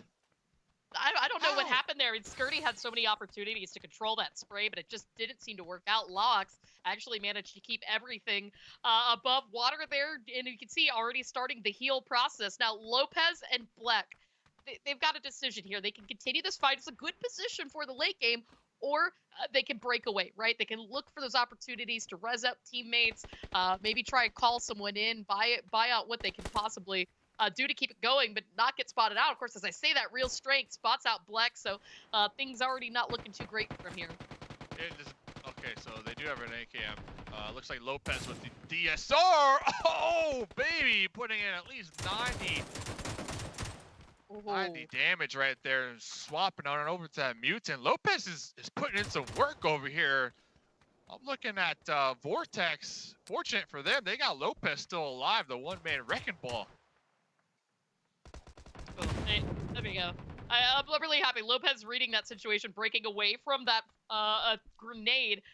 But Bleck's kind of sinking out on an island. With Log down, it's an opportunity for Lopez to try and do something here, but he's got to act very quickly. Time right now, not truly on his side, but you can see Bleck was able to get that heal off. So now, strength in numbers, right? You've got 2v1. They can go ahead, flush out Lolly. You see it happen here. It's just down to real strength and Taco Cat, and now this fight is suddenly becoming a 2v2. So we've had trades back and forth, but this is a full locked-in engagement between both of these teams. But something still to keep in mind too, Dave, is there was a 3rd team in this area, and they have already pulled back away. This was a 3-team hot drop. and it was, I believe, Your local tennis the club. local tennis club. Who, all right, I need respect points. them to pull away from this. They have 0 points. I don't know 0. if you saw it on the leaderboard. 0 points so far today. 0. Nothing but up from here, honestly. And I'm surprised. Oh, you better watch out. Lopez knows how to hit those shots. I'm surprised they don't try to third party this, Clover. They see the kill feed, right? And they can hear the shots going back and forth and see the kill feed popping off. They have 0 points. They need to third party this, in my opinion, and at least try to get 1 or 2 elims on the board here. And it looks like at least one of their team members are trying to do just that from across their way. But Strength calling in that Crate is going to be able to provide them a little bit of cover for the time being. Not a lot, but Strength also calling in a green flare. So this green flare, your local tennis club can see the flare in the sky now. If they don't try to proactively get that free point from the sky, they're actually throwing, in my opinion. Oh, absolutely, and we could see a little bit that their line of sight was all looking in that direction, so they're watching that player coming in right now. There he is. But guess who else is looking? Fleck. Lopez, and Fleck is going to connect. We saw that 13 points of damage marker right now, so got a quick reload there on the AKM, waiting for Mashi to get a little bit closer and seeing if they can find that knock. This is a really risky situation, but now they're running out of time. Vortex, it's now or never, but Real Strength, realizing that they're completely distracted, using this as an opportunity to take out one. Wow. Looks like Lopez, was Lopez spotted out as well? He was, that is it. I mean, 2 kills here as they get that final squad wipe. Or, oh, as I say that, did they? Is there still one alive for Vortex? I can't quite tell. I believe they're gone, and I think that was an intentional bait right there. They 100% baited out their teammate with that green flare. They didn't care if their teammate landed or not, but they baited it out, and both of them were taking shots at that squad mate in the air, and they utilized that time that they were tunnel vision on that easy points in the sky to close the gap and wrap around both sides and take them out. That we have not seen done before here in this lobby with the green flares, and I love how we're seeing the meta kind of evolve in front of our own eyes here, Clover. Yeah, I mean, this is really the inaugural opportunity for players to form and grow the meta here in New State, and a team right now that I really wish would focus on forming some form of meta right now. Your local tennis club, they've got neighbors, and they're still hiding. They're still keeping quiet. 0 points on the board. I want to see something happen from them this game. You've got to absolutely believe in yourself. But talking about belief, look at this. Once again, the aggression coming back out by Violent by Nature, trying to pull up here onto Quality. Unfortunately for them, it's not really the best crashing instance. They are going to lose one. Yeah, and I'm always going to recall and kind of go back to the fact that Violent by Nature are already qualified, so I feel like they're really just trying to practice some new rotations, some new compound pushes, and of course, just developing that team synergy. So Quality, they have a lot of pressure on them right now to continue to survive, and it looks like they're going to actually call in another team member, and Violent by Nature, just on the outskirts, just going to have to watch this one for the time being. I mean, you're talking about watching this one. I believe we've got Poro back here to join us again. And Poro, what are you seeing right now on the map in terms of these teams and the circle that we've got currently? Hey, yeah, it's been violence from the get-go north of Lab here. And then, kind of looking at ATS, this is a team that's been wanting to play the edge, come in super, super late as the game progresses. And we saw them kind of starting to head over in that direction, but then you saw the hard push from VBN. Now you've also got Raw Materials kind of overlooking now. Your local tennis club starting to move in that same direction. So I'm kind of keeping an eye on ATS to see if they want to try to get involved in things a little bit earlier, maybe get those kill points up a little bit. Absolutely, and it's almost kind of a little eerie, Dave, that this is a very similar positioning that we saw ATS compared to the very first game where they won that chicken dinner up on the coast there on the western side. So with no team quite yet established into Lab, we can see the fight really seems to be what's going on here, and it is Violent by Nature and Quality still going strong there as Taco Cat is going to try and flush out Cinders and Jedi there. So good kills for them. But Peel, I mean, he's just going to send it again. You kind of called it. This is a little bit of a practice. But at what point do you try to pull back and go for the win? Confirm it. Confirm it. Peel, you're just playing with it. Oh, the grenade. From what? Oh, no. Oh, Peel. So I don't think Peel's going to get that point here. And yeah, it looked like Cinders was kind of getting body blocked by their team member who was knocked out in that doorway too, kind of putting a halt to that one. But not putting a halt to it, we got Blitz out here with the pull-up. Ooh.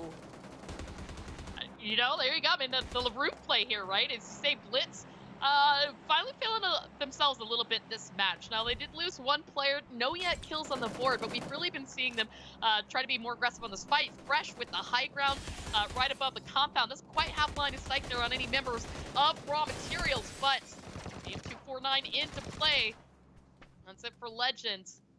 It's going to be Con Man. It does get one player down. Fresh is going to pull back away. I think the rest of Blitz have decided to leave this one be for now. That's what I call the Blitz 42 special right there. You know, it works when it works, and when it doesn't work, you know, it doesn't work.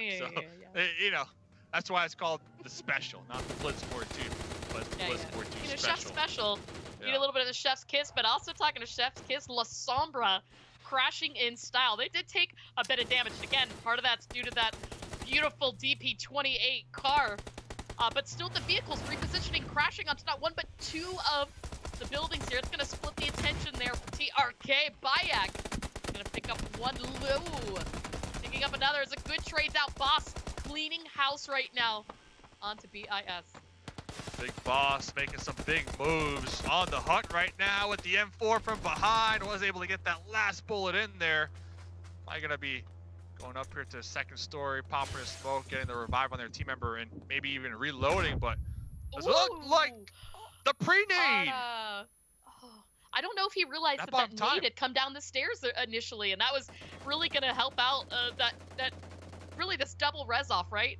TRK working on picking one up, so the real killer's trying to keep another player up and alive there. Angie's actually going to be able to get that heal off, and meanwhile, everybody else downstairs, they're gone. So, the issue, of course, now is that more and more teams still crashing out in this area. Americas, now the newest ones to join the party here. Yeah, that was a huge pre-nade. It allowed them to pick up Angie, and the duo that's still alive out here for the real killers. Oh, they need to avoid these grenades that are currently being bombarded from Americas there on that third story. About 5 so far. Yeah, you know, really, it was a good idea to try to get up higher. The problem is that door was open. He saw the nade completely bouncing in, that knock coming out. Angie, once again, going for that res, trading it out. And you can see Americas are on the chase. They know that res is happening right now, but Angie coming back out, knows not one, not two, but three members of the Americas pulling back one more time to try and get that reload in. The Tommy gun putting in absolute work. You gotta push. Oh, with the MP5K, allowing Angie to get the pickup on the boss. Ooh, I was gonna compliment the Americas too, how they're working together as a unit to push those stairs together. But they pushed up there, not knowing what's on the other side of that smoke, and what was on the other side of that smoke, Clover, your favorite weapon, the DP, right there in their face. Angie really putting in a lot of work right there with that weapon. Pretty much saving the team. I feel like it's one of the most underrated guns in PUBG. And that said, you know, the other issue obviously here, right, is more of those throwables coming out into clutch. The real killers keeping that pressure, not allowing the Americas to push upstairs. But as they drop down, taking down Aaron, down to 7 HP.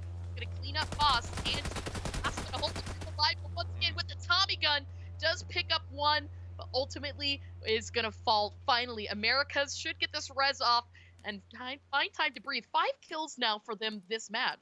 Yeah, it was do or die for both teams because the next circle did shift and it goes up there to the northeast. And we can see they're all the way down there in the bottom left-hand corner, the furthest away from the zone. And I'm not exactly sure what the vehicle situation is because a couple vehicles were used to crash, so they might actually be missing a couple tires. So we'll keep eyes on the Americas, but like you pointed out, they got a couple elim points to kind of offset that risk of the next zone.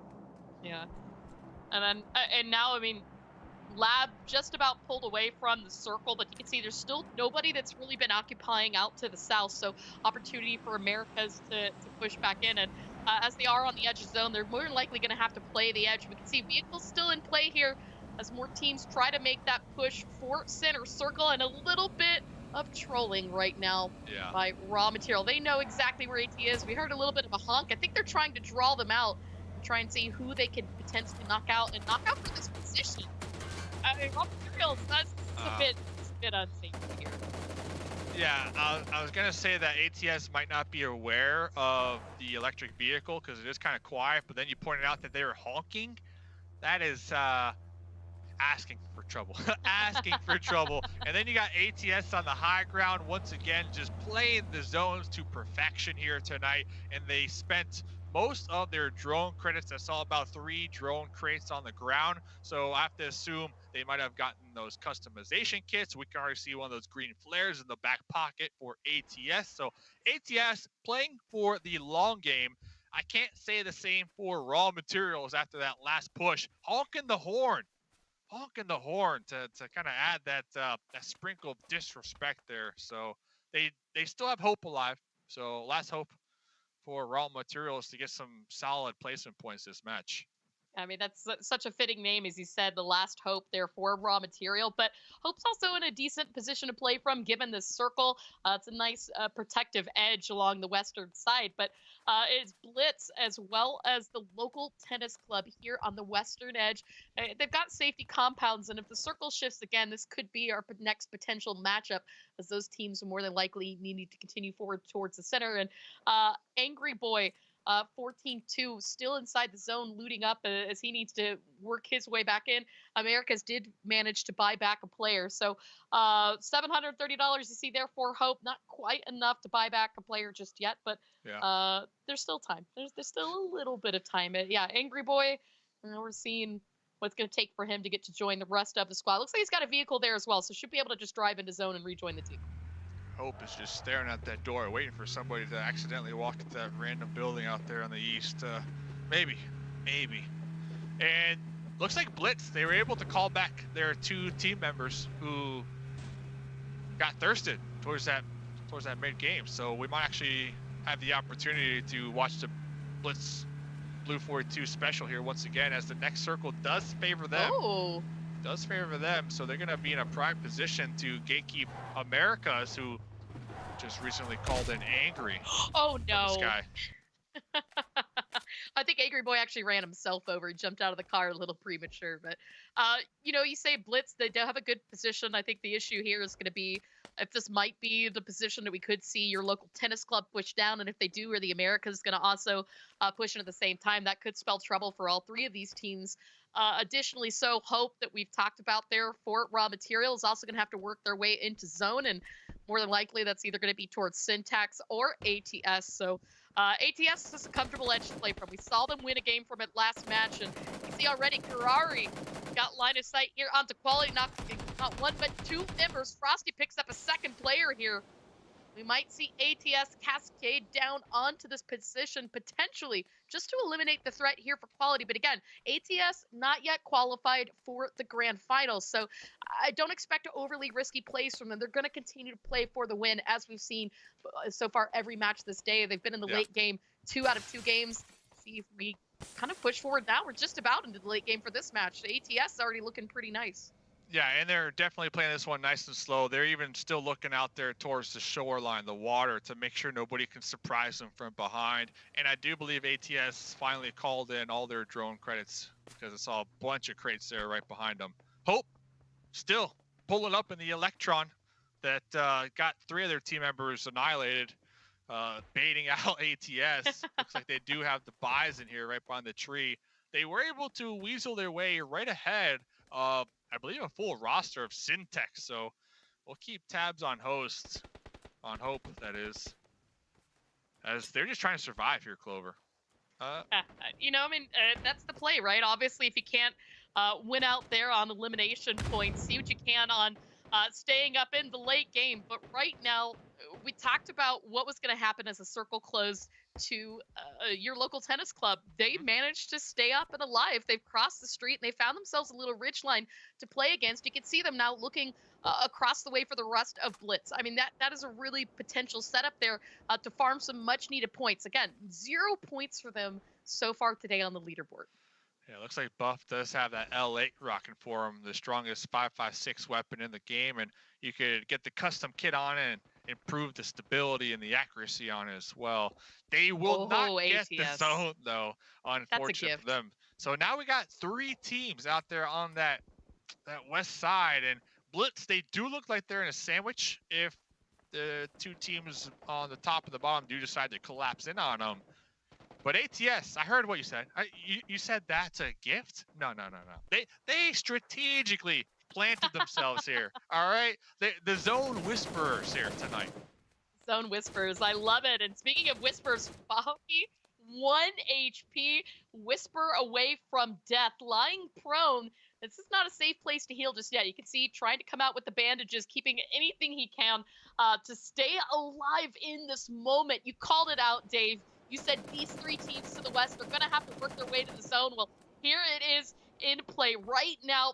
Blitz trying to tear into the Americas, seeing if they can catch anybody on this rotation, but they need to worry about getting in the circle themselves. Yeah. It's moving in fast. And I love how Quality legit have a drone, a scout drone, just watching this mayhem unfold out here on this west side, Clover. They got the popcorn out. They're just watching. Yeah, I mean, syntax is still a factor in this, right? If the Americas or anybody else chooses to rotate along the eastern edge here, they're going to get spotted out. You can see Koba and crew really trying to stop anybody that they can. They did spot out Hope, so that's 1 more team out of the equation. But look at the mini-map. You can start to see it is actually your local tennis club driving through Blitz. They did get Charlatan and Fresh down. They need to make sure they secure those kills, but they're actually going to be stolen away. And there you have it. Silver finds 1. That is finally a kill on the board for them. But Legends gonna fall here as the Americas continue to clean house down to the south. Oof, don't test your luck that much here, as it looks like your local tennis club gonna be sending 1 dead center to look for that positioning. And over here, Syntax on the move up against ATS. ATS looks like they did lose 2 of their teammates in the mayhem. They're gonna be tossing out some smokes to attempt to get the pickup here. You can say Frosty and Karari are just too far separated to offer any additional support or work on those reses to the teammates, but instead just keeping that pressure on Syntax from cresting over the hill. You can see Karari keeping his sight lines on that line of sight, but meanwhile, as the circle closes back out, it's going to pull away to be back towards ATS once again, and that means that remaining teams all need to work their way out into zone. Quality with 3 downs right now, keeping that pressure on. Blues closing in, KTX to be STX, Koba, nowhere left to go. The throwables are out, the last member up for local tennis club, trying to see if he can spot out 1. Koba, though, is getting taken down by Aaron, gonna get stolen by ATS. This is where those third parties come into play, Dave. Yeah, and ATS, Garfield probably going to bleed out right there. It's just too risky to give up that positioning. And with this late game, with this zone, with the wide open, this is when those deployable shields are needed. It's a must if you want to survive. Teams trying to stay up and survive right now. ATS has the zone. They've got eyes on every angle, trying to see who they can spot out. Aaron falls here, Caveman falls here, and they're just in the blink of an eye. A winner chicken dinner. ATS picks up a 2nd victory for the day. Nobody had those deployable shields, and they were just stuck running in the open. I believe Frosty got the final blow right there with the custom vector with that long barrel upgrade, increased range. Your local tennis club. Okay, this is the best game yet here, Clover. I believe they got a couple elims. We see them in that late game, at least getting that 2nd place. 2nd place gets you 6 points. So your local tennis club went from 0 points to at least 6, plus whatever elims they got here this game. So this could be their turnaround game here. Game number 3 here tonight. Yeah, I mean, if there was ever a time to turn around, the halfway point is definitely the time to show up. And you know, we saw some opportunities, I think, for them earlier in the game that they could have gone through and found some kill points. They kept it safe. They tried to really avoid as many confrontations as they could till the late game. But your local tennis club picking up a couple, and once again, ATS, a very similar setup to what we saw in game 1, holding on to the coast. Really trying to make sure not to move until the very last moment. The last couple of circles centering themselves up onto ATS, and really from then it just became a defensive play. Another chicken dinner in the book. Another chicken dinner. It's because they got the P90 in game number 1. I guarantee you. We're going to send the break because I want to hear what Toffees and 4 have to say about that one.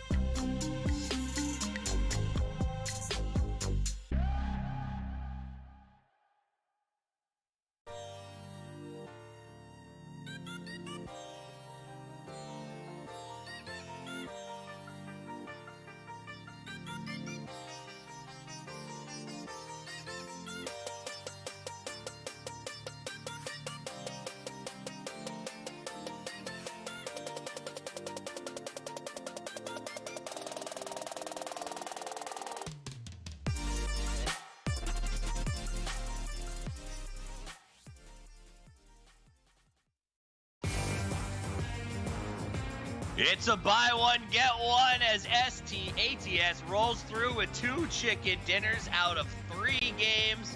Clover said it. We've seen it. These guys know how to close it down as they come out with another big win. Poro, you have watched a copious amount of Battle Royale over the course of the last 5-7 years that we've been doing this together. Indeed. How often do we see a team go 2 for 3 right out of the gate? It's not very often, man. It's not very often, but ATS has a game plan, and they are sticking to it, and it is working to absolute perfection for them. You can see them just kind of playing the edge early, not getting involved in any crazy fights right off the bat, and then they'll just kind of hold an area, right? They'll do a little area control. Now, that time it almost came back to bite them because STX came up from that south side, got 2 knocks on the bottom too, and almost threw the whole wrench in the whole thing, but they still managed to hold strong and win the fights when they counted, and that's high-level stuff from ATS. I like hearing about it. Let's take a look back at exactly how it went and put those together to tell the whole story. It's replay. Highlights, replays. Well, Highlights. Hey, man, the whole thing started off just north of Lab, and Lab was included as well, as it was just big hot drops everywhere. But you know what the best news out of this whole thing was for me, Toffees? Quality. Showing some quality for the first time all night, really. 10 kills total for Team Quality, and they managed to get, even after winning the hot drop for that area north of Lab, they still managed to get all their teammates back up. They won a couple of really rough team fights, to be honest, and survived pretty late in. So good stuff from them. We saw TRK. This was everything that was going off to the south and the west, man. It just, nobody really seemed to be wanting to be involved with that. Yeah, then what was this fight? I can't remember. Who was the player that kept knocking over and over and over? Oh my gosh, Angie. why can't Angie? Angie. Here it is. Angie. And the thing is, like, The Angie Rolling Stones fans? There were 3 points there that Angie never took. That kills me inside of my heart a little bit. Had to go for the res, man. Got to be a team player. You got to be a team player. Yeah, is it worth that, though? Let me ask you that. Do you think one player is worth 3? And I mean, if you're talking about simple math, right? Theoretically. Yeah. I mean, to be fair, like, Angie you should probably go for that, the flushes there. I mean, they were on the stairs. Everything was smoked off. The smokes were still bloomed. They weren't about to go down anytime soon. So try to get your points, boo-boo, and go for that res after the fact. I mean, still a sick play, though. Yeah, no, it was really well done. And to be fair, like, after America's cleaned that up, they still kind of came back and made it to the late game, which is not something we've really seen from America so far today. So good on them to kind of turn things around a little bit there. It was nice to see America's trying to get back up on top. Violent by Nature in first place, ATS right behind that at 39. These guys came to play. 4 big guys had a little bit of a weaker game that time around. Syntax, Americas, and Quality off the back of really one really strong game are able to move to the left side of that bracket. But remember, all you at home who are watching, only the top 4 teams will advance. This is 12 teams in the lobby, only 4 go the distance. Let's bring in our casters. We got Mustache Dave and Clover here joining us. And that does add a different, hey, what's up? It's Diamond Dave, my man. That adds a different vibe to the lobby to a certain extent, Dave. This idea that, yes, the last 2 weeks there was 8 teams for advance. Now we're at 12. There's more games, but it seems a little scarier. Yeah, it's like you're reading my mind, Toffees, because I was going to say that I like the 12 teams in a lobby. It's a lot of hot drops, a lot of action, and there's not really a lull in it, because the teams that do survive after the hot drops, they now have to focus on recovering, getting meds, looting, and then surviving the mid-game. Meanwhile, the teams that aren't hot dropping, they're geared out. They're ready to go. They're big, chilling, eating popcorn, prepared to take on all those teams that did hot drop in the early game. So 12 teams, I am loving it here, Toffees. Poro, how much harder is the mid game with 4 extra teams in the lobby?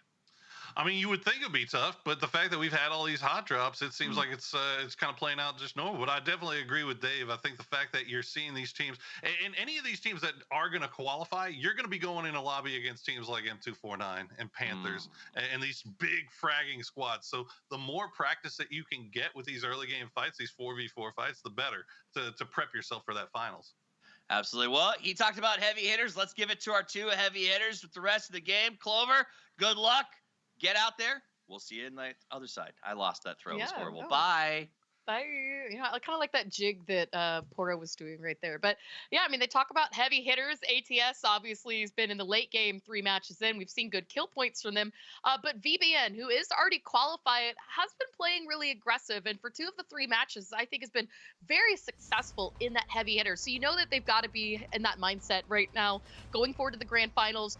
Panthers, M249. I mean, those are the teams that they're already playing in their minds. So looking forward, as we've got 3 games left for this group to qualify, I mean, are you thinking on the future, or are you thinking now, Dave? I'm thinking how I love this aerial shot of City Hall. What a beautiful place to get some loot. Beautiful town, and it is going to be down here in the south. So City Hall, I hope 2 teams do drop it. Now, one team can take the north, one could take the south. They could easily get looted up, cured out, because we are in extreme mode, and then meet in the middle to kind of fight it out, to clash it out. But I'm seeing a bunch of teams all head towards that east side right now. I'm trying to count 4. I see 3, but there might be 4 We're not going to get a break from these hot drops, I don't think, at all today. But yeah, that's 4. That is 4 different teams in this area. Oh my goodness. If you're 4 big guys landing in the open in the street, that's not the play here. You can see Violet by nature, very quick to get indoors, picking up guns. My favorite, the M249 Balance, though, is going to get spotted out, knocked down right now. Raw materials sharing in a space with them close range here, Dave. Yeah, I'm not. 4 big guys, do they know that they need to qualify still? I'm not sure. I respect them for the hot drops. I respect them for the early game aggression.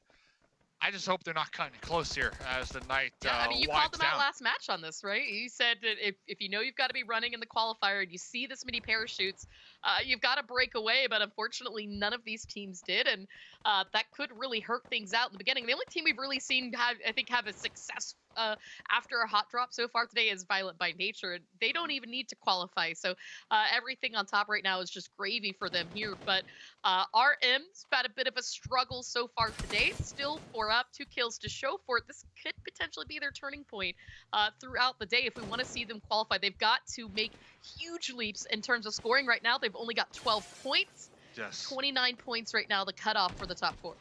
Well, Rika right there, we were just spectating him.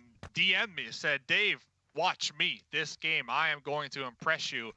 I'll be impressed if they can just survive, because they got 4 teams all surrounding them, right on top of them. If they can survive and make it on out of this city alive, I'll be impressed with that simple fact. So 5 teams. 5 teams here in not town. 4, but 5. Okay. I didn't even notice at first that Quality had also landed just along the edge of this. Is further down south, you kind of called it 4 big guys. Really up to just Glitzy at this point to kind of keep that dream alive for them. And the one thing to note, this is in circle. We can see they're on the mini-map. So this fighting can take place for a little bit, but we are along the edge. So inevitably, these teams are more than likely going to have to break away moving forward. It looks like Nochi, with that Vector, was able to get a knock. Probably not going to get the confirm, but Nochi is on the approach, trying to push across the street. Loki pinning him down with the Tommy gun, forcing him to pull back right there. So it looks like the revive should be successful on the side of raw material. Nochi right now, our current scorer, kill and leader, and I believe also one of our damage leaders for this lobby, but we've really kind of seen a little bit of a shakeup right now, and this is another team that is really one to watch. Cinders, another big damage leader and kill leader for the lobby. 3rd in kills, I believe 1st in damage right now. Peel, not too far behind him. We've seen that work that's been going forward for them. And also, Dave, I'm just going to call it right now. I can see that DP28 in his backpack. I'm surprised Peel is not opting to push the 2nd story where they heard those footsteps right above him. Doesn't even matter. The Uzi! The Uzi doesn't even matter. I was trying to listen in, and I'm like, Peel, what's going on here? And Peel just wants all that smoke. You got the close range laser cannon, right? Absolutely here with SMGs. When you got that city fight, that's what you want to see. But Jedi is going to connect out with the M4. Time for that reload and that re-centering right now to take their focus. Really kind of laser it in as well here with raw material. On the other side of this, though, Nochi's still alive. Yeah. And hasn't So broken is away Glizzy. from this yet. I believe Glizzy sent it more towards the graveyard outside of the zone to look for those drone credits to maybe at least have that glimmer of hope to get at least one of their teammates back up after the hot drop, because we're going to keep talking about it. I am heavily focusing on teams that need to qualify. 4 big guys, Team 9, that is one team that needs to qualify. So Nochi, just take this fight, pull off, right? Violent by nature, crashing on top of raw material is best case scenario for you. And it looks like raw material calling in a drone scout here, actually going to be trying to survey the area. Here it is. And, you know, we didn't even get to really call it out, but another team that's just outside of the cusp for qualifying is Quality. They came into this match with 20 points, 9 outside the top 4, and they were one of the first teams to eliminate. They were part of this hot drop with the 5 teams that landed here, did not survive there. You can see them already grayed out there into 6th place. 4 big guys lost a couple of players, as well as a Violent by nature in a fight elsewhere too. So this is kind of something to keep in mind, and for us, these teams that do need to keep things up and alive. Down outside of this area, though, there's a lot of open space. You've got plenty of opportunities for anybody else who wants to break off from this. I think the problem is nobody does, right? Everybody's locked and loaded for those eliminations. I mean, when you're Nochi with the banana hat, I get it. You know, you're the banana man out here, so I get it. But I think if we are looking at 4 big guys, they have been pretty solid with the elims tonight. Get a win, and then you could coast from there. You can go for these early game aggressive plays. You know, right now I'm stressing though. I am stressing for the 4 big guys. Yeah, and you know, you've been pointed out too, because you're right. They're playing like they've already qualified, and they haven't yet gotten that ticket dinner. They're in the top 3, but look how absolutely close it is. AM just out of the top 4, 26 points. Syntax 29 points as well. Now Syntax has already qualified, as have VBM, so they don't necessarily need to win, but that isn't going to stop them for today. Nochi, though, there you go. The green flare out in action. This is what we need to see from 4 big guys. That outfit, rank 1, 2 in damage done. We can see right there, impressive stats. Considering they're playing up against teams that already qualified, so those teams are being ultra aggressive here tonight. And a team that has been pretty much playing the opposite strategy as the 4 big guys, the early game aggression. ATS playing the zones, right? Right now they're going to be on the outskirts down here south of City Hall. We did have that next circle shift. A lot of water still in play, pretty much dividing both the west and the east here. And ATS in the south here, just playing the zones, Clover, nice and slow. Yeah. I mean, you can see as well, the real killers aren't going to stop and play that little island up to the north, because you don't want to get trapped there. I mean, there's 2 real big mainlands. You got the City Hall side.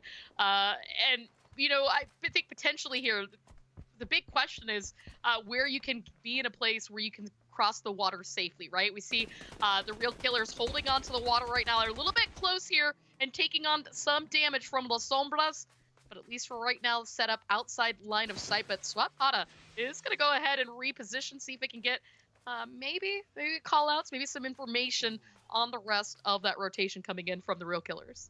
Getting a pretty solid wraparound. Just missing boss right there. Oh, but the teammates though getting kind of shredded out there from the roof of the compound as they're looking to make that flank onto the real killers. Fully aware, by the way, of the position that Los Sombras hold it down. Mitch. Absolutely, yeah, great connection there at range. I'm liking this. I mean, this is really mostly kind of superficial peacocking, but now that they've gotten 2 members down, they could choose to charge and push this location. But at the same time, I mean, this is not necessarily a bad spot to be in either. Of course, as I say that, we do have one team that is opting for that northern position, and is none other than 4 big guys. So on a positive note here for the 4 big guys, if the next circle doesn't favor them, there's actually a cliff that they could just send it. They could just send it off that cliff, and you could make the jump to get to the other side of the water. It's possible. I've done it multiple times. So I want that to happen. Will it happen? Probably not, but I want that to happen. And I want to follow up real quick with Raw Material in Loganville. They are still there because Violent by Nature, we keep talking about them, a team that already qualified, nothing to lose. They're holding back. They are trying to camp out Raw Materials, who, if Raw Materials decide to pull off of Loganville, most likely they're going to be backstabbed. So Raw Materials need to win that fight here, Clover, before moving out of Loganville. Yeah, I mean, and that's a good call out too, because as you point out, Violent by Nature have already qualified. They've got nothing to lose at this point, even if they, I mean, really, look, they're 41 points. If they completely lose out on this match, there's no threat of them being immediately knocked out of the top 4. So it's a good training opportunity for them. But we were wondering when this push was going to come right now.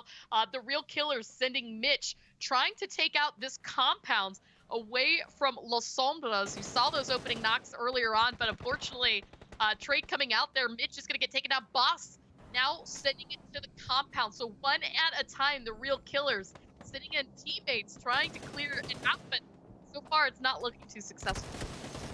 Ooh, cooking a grenade. Boss getting sprayed down right there on the outskirts. And the Real Killers, do they still have Gur? Gur might be alive. Well, this is definitely going to put a lull in the action here. And we did get that next circle shift. So you know what time it is, Clover? It's Poor Source time, baby. Ooh, Poro. Take us away, Poro. What do you see? Eyes in the sky. Well, I gotta be. I gotta get down here. Well, I gotta be honest with you.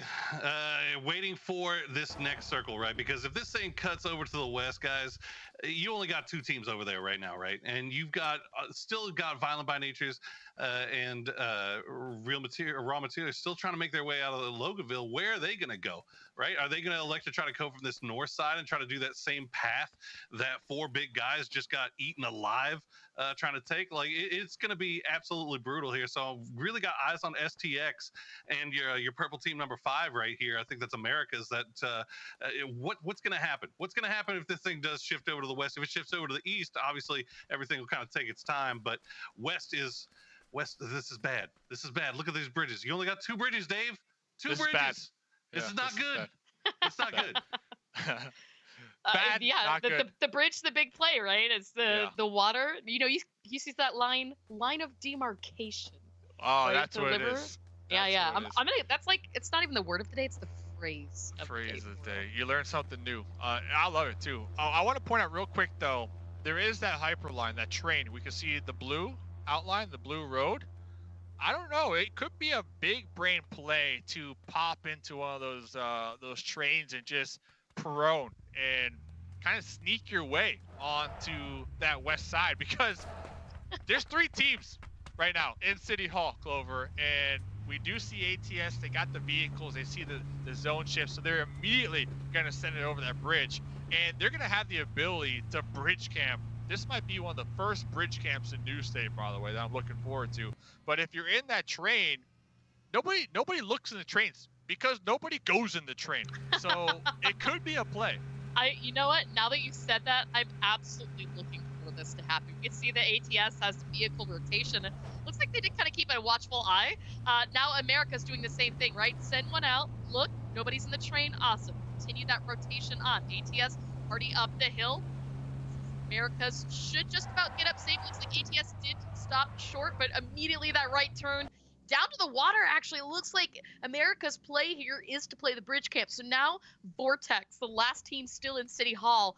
I mean, Dave, if anybody was going to do it, it has to be Vortex, right? Just prone it out, baby. Just prone. You can actually underhand a smoke too, and the smoke it's just a smoke cloud in the train. So the train is moving, and it's just nothing but smoke. It's actually pretty cool. So obviously you're going to give away your position if the train's going by. It's just smoked out. But yeah, let's see. Vortex, you need some points here. Let's see what they do.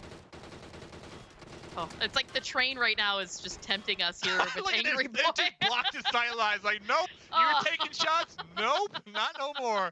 Oh, the train. Shout out to the train, right? Shout out to the train. The MVP of this match, absolutely. But, I mean, you called out the train lines, and you can see even this overhead shot, they make up a good 30% of this zone, and you can see it just taking place through in the mini-map up in the corner. Garfield, ATS, up at the high ground, edge of zone. They've really got America's members pinned down right there. So even at range, the DP28 finding more knocks. Garfield picks off another player. Yeah, looks like they do got that custom kit 2 on it right here. They're gonna have that boulder up there at the high ground, and it looks like Vortex just not opting to send it across that bridge, instead going all the way to the north bridge that is currently being held down by 2 different teams. And now they're getting stuck in the mix with Violent by Nature. It is a clown fiesta up there, to say the least, Clover. Yeah, I think that they saw what was happening onto the bridge and they thought, we'll just go the other way. The problem is everybody else is also going in that direction. As you can see right here, Violent by Nature just pushing themselves up along the edge. They've come up at the cusp here of Los Sombras. 2 players down, and it looks like the last player is going to go ahead and drive away. So Pata hit by that nade. I mean, look at that distance, that range. Thrown right there. Violent by Nature continuing once again to live up to their name. My mouth is like, why? It dropped. It dropped the grenade across the water right there. Wow. That's the second clutch grenade, right? From Cinders tonight as well. They got the double. Cinders is like the nade king of this lobby tonight. The nade king. I love it. I love it. So, wow. Shout out to Violent by Nature. They're just looking top notch here tonight. Now they're going to be using that big, tall cliff for cover right there to protect those vehicles. They're playing it slow now after that nice huge grenade that they're able to pop off right there. America is utilizing the shoreline. They got a lot of cover down there as well. They are going to probably clash with Violent by Nature here. Violent by Nature keeps some sight lines on the water. But the next circle goes up, and I want to point out Vortex, because Vortex, they didn't go to the South Bridge. They didn't go to North Bridge. They went all the way around in the blue, and finally wrapping their way in the north, but right into a team. So that is exactly what they tried to avoid. Unlucky here. Unlucky here. And wiped out. I mean, these are the kill points that Raw Material absolutely needed. Hope and Loki, you can see 6 point kills to show for it above their name, and that's going to do a lot to help them close the gap. But the gap, it's still pretty lengthy. The real killers quality already taken out. 10 points ahead from them is the Americas. So they really need to find the rest of the kills they can this match, try to get themselves as close to the top 4 as possible if they want to make that running to go forward to the round of 16. But meanwhile, Syntax, they've got the zone and they got good control over the edge versus teams like ATX, who still haven't pushed into the circle yet. Lockdown. They got a lockdown. And look at this. They got the high ground too. They're looking right into the windows of at least 2 down there below. Oh, don't want to peek that's for sure. But shout out to Raw Materials. You were kind of talking about it. 60 limbs. This is their match. We see them in 8th place down there at the bottom with 17. They still got 2 up. They got Hope with the M249. That bad boy lock and loaded. They are going to be up here on the edge of the circle, and they're going to be forced to either defend the edge or relocate because ATS are pressing right towards them.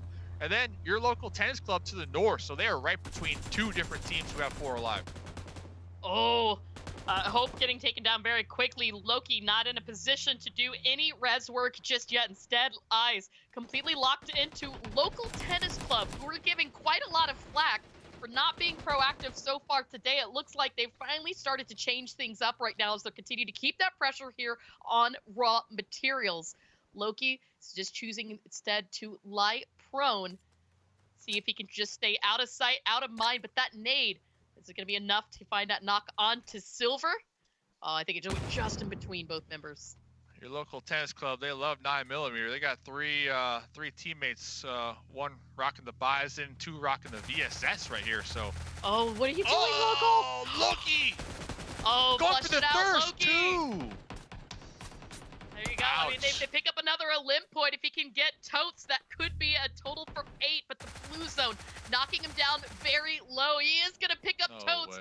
8 kills now, 8 eliminations for Raw Materials. Loki still up and alive. Silver and company not yet retaliating. They're completely focused on singularity in the Americas. They're not even worried about Loki right now. Hey, they got the VSS, all right? The VSS duo down here just playing a little mini game in the south. And meanwhile, Jedi just casually sprays down with the Scar. I believe this was the team that your local tennis club were trying to third party out there in the distance. I mean, this circle is also going to be kind of strange. I mean, if you look at the minimap, it looks like there's nothing here. There's a little bit of coverage, but it's kind of, it's a full hill. The very top's going to have that high ground, but if you're on the edge, like the Americas, you've got some extra cover. So although there's still quite a few teams alive, we're going to now kind of transition into a King of the Hill format, where teams continue to push their way up to the top. But on the western side, ATS now taking the fight to Syntax. ATS has actually been kind of staying a little conservative through this game. They haven't quite had circle positioning, and they've been waiting until the last moment to play that zone. So now as the smoke wall comes out, we see the fight being taken now to Syntax. And they do have vehicles to work with, so they can kind of build their own custom car fort over here. And looks like they're going to be tossing out some smokes in the back lines. Jedi with the MP5K, nice little spray down that will be alerting ATS to at least look behind them. Oh, with the double, Jedi is just putting in the work right now from behind. Yeah, you can see already going down as well. It's absolutely spelling trouble. Garfield could not get close enough to try to lend a hand. Could still try to get a res onto Javier. But, I mean, eyes in every angle right now towards ATS. Jedi is just going to close the gap and see what he can pull out with the MP5K. Picks up one, but it is traded. He falls here.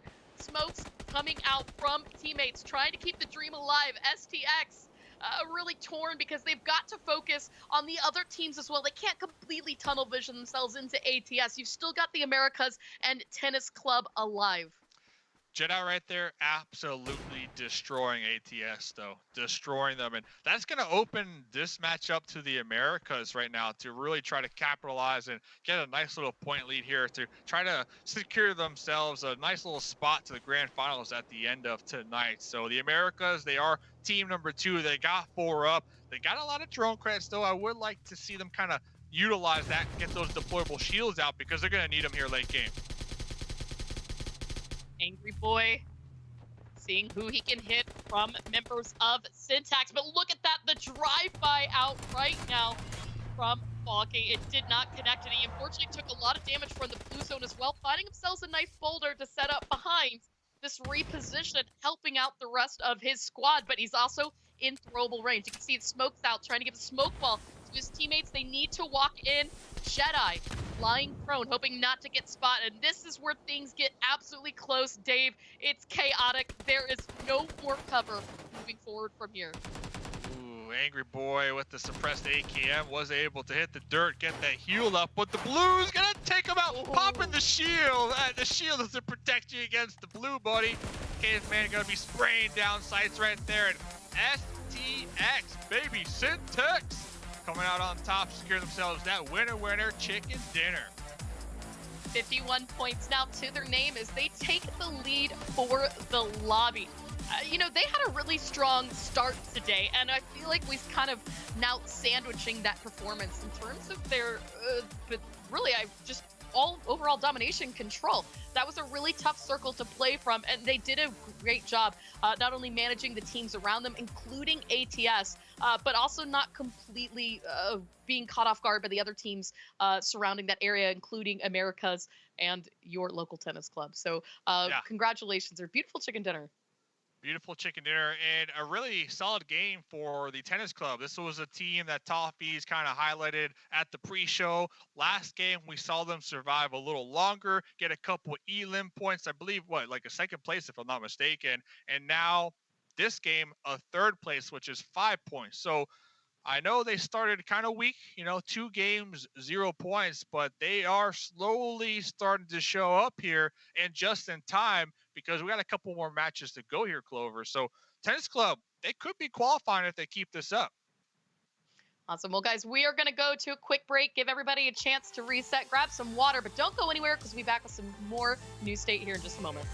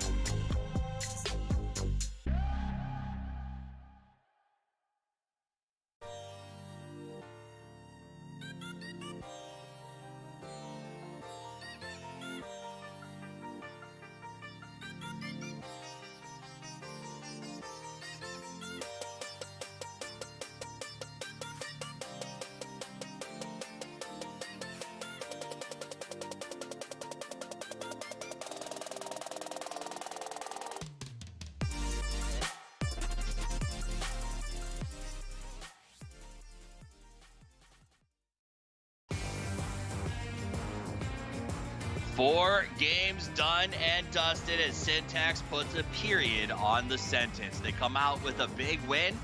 They've qualified. They don't technically need it, but you know the pride, the passion, the ability to advance is important to these teams, Porosaurus. Absolutely, and I'll tell you what, it seems like we might be seeing the budding beginning of a beautiful love-hate relationship between ATS and Syntax, because that's now 2 late game times in the late game where ATS and Syntax have run into each other and they've gone 1-1 now. You know what I love? I love rivalries almost as much as I love highlights. Highlights, I love those too. Those are always fun. This was a wild game. Again, yet another circle, Toffees, that has water in it. Are right on the edge. We're right on the coast once again, so it's kind of forcing these guys' hands. But the story has to be, what was that? 5 teams hot dropping in the Ville? Insane. That was insane. There, 11 teams dropped, 5 went to one spot. But that's the byproduct of the fact that it's a randomized 4x4 map, basically, and no one knows where anybody drops because you can't call your drop spots like we're used to in Battle Royales, Poro. Yeah, not at this point anyway. I mean, you might start seeing it once we get closer to the finals, but now that we're still in the qualifiers, everybody's just, it's a free-for-all out there, Toffees. And to be fair, like a number of these teams were able to kind of escape, but once again, 4 big guys. I mean, we talked about came out strong with 2 big games to start things off, but then they've been getting caught up in these hot drops the last 2 games, and they haven't been able to produce anything. Yeah. So, you know, it's rough out there.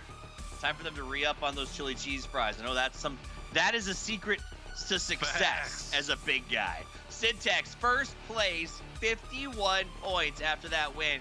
Violent by Nature at 44. These teams showing us why they have asterisks. I mean, to me, that's the biggest takeaway when I look at leaderboard, Boro, is like, asterisks, guys, if you're watching at home, these are teams that have qualified already for the grand final, and it's not shocking that they're at the top of the board yet again.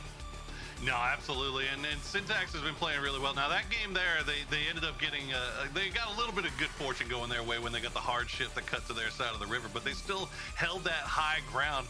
And the push against ATS, man, the flank from Jedi was godly. I mean, he came in there and just absolutely destroyed them before they even got a chance to get a knock on him. So it was really, really well played by Syntax there. But again, ATS once again showing really, really good meta gameplay here. Yeah, I've been very impressed with the meta gameplay. It's a sharp contrast, I think, to like the 4 big guys and their aggressive style of play, and I think that that's been a lot of fun. So let's continue to break down exactly how the meta looks and how these teams are approaching it. We'll bring the casters in here. It's Mustache Dave and Clover, who have been on the call the whole time. And I want to talk about that. Clover, we're seeing a bit of a side-by-side here. 2 different approaches to the same game. Some slow, calculated, rotative, looking for middles. Others just going bananas. Which one do you buy into? Diamond Dave. I like you know what?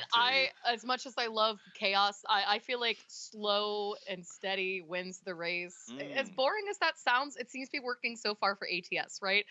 They've got 2 chicken dinners. We've seen them late game just about every match.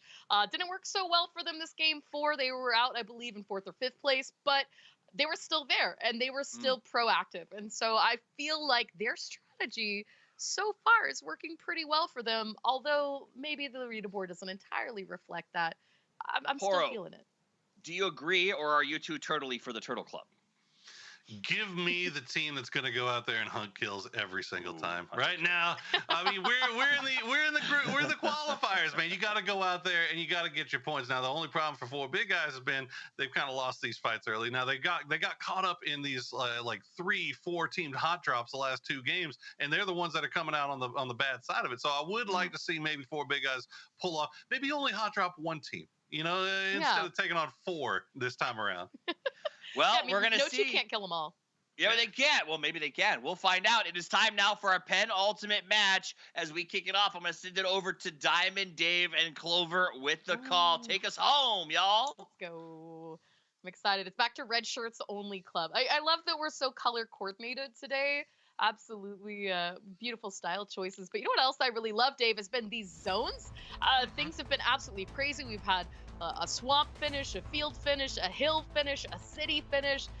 We've had crazy water into play, and we've had a big domination from teams like ATS, BBN, Syntax. So going forward, you heard Coffee say it's the penultimate game. I mean, there's only 2 chances left for 4 teams to move forward to the round of 16 tomorrow.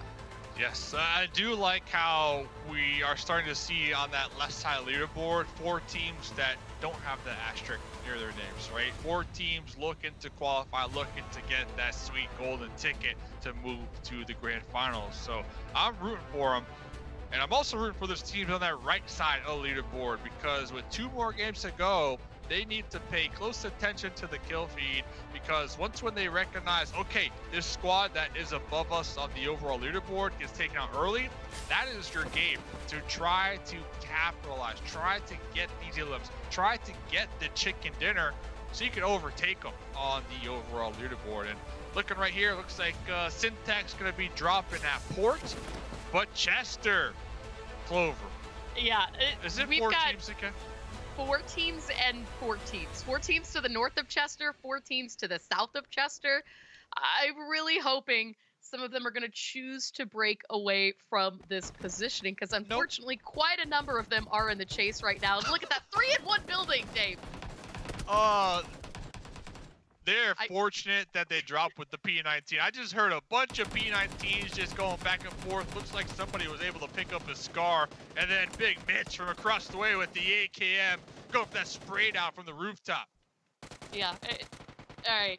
Vortex, Violent by Nature, the real killers, all land on one building, all up here in the south area of Chester, just to the south of them. Raw material, just barely on the edge of this fight. You can see just how chaotic this is to start. And then north of this, an additional potential hot drop.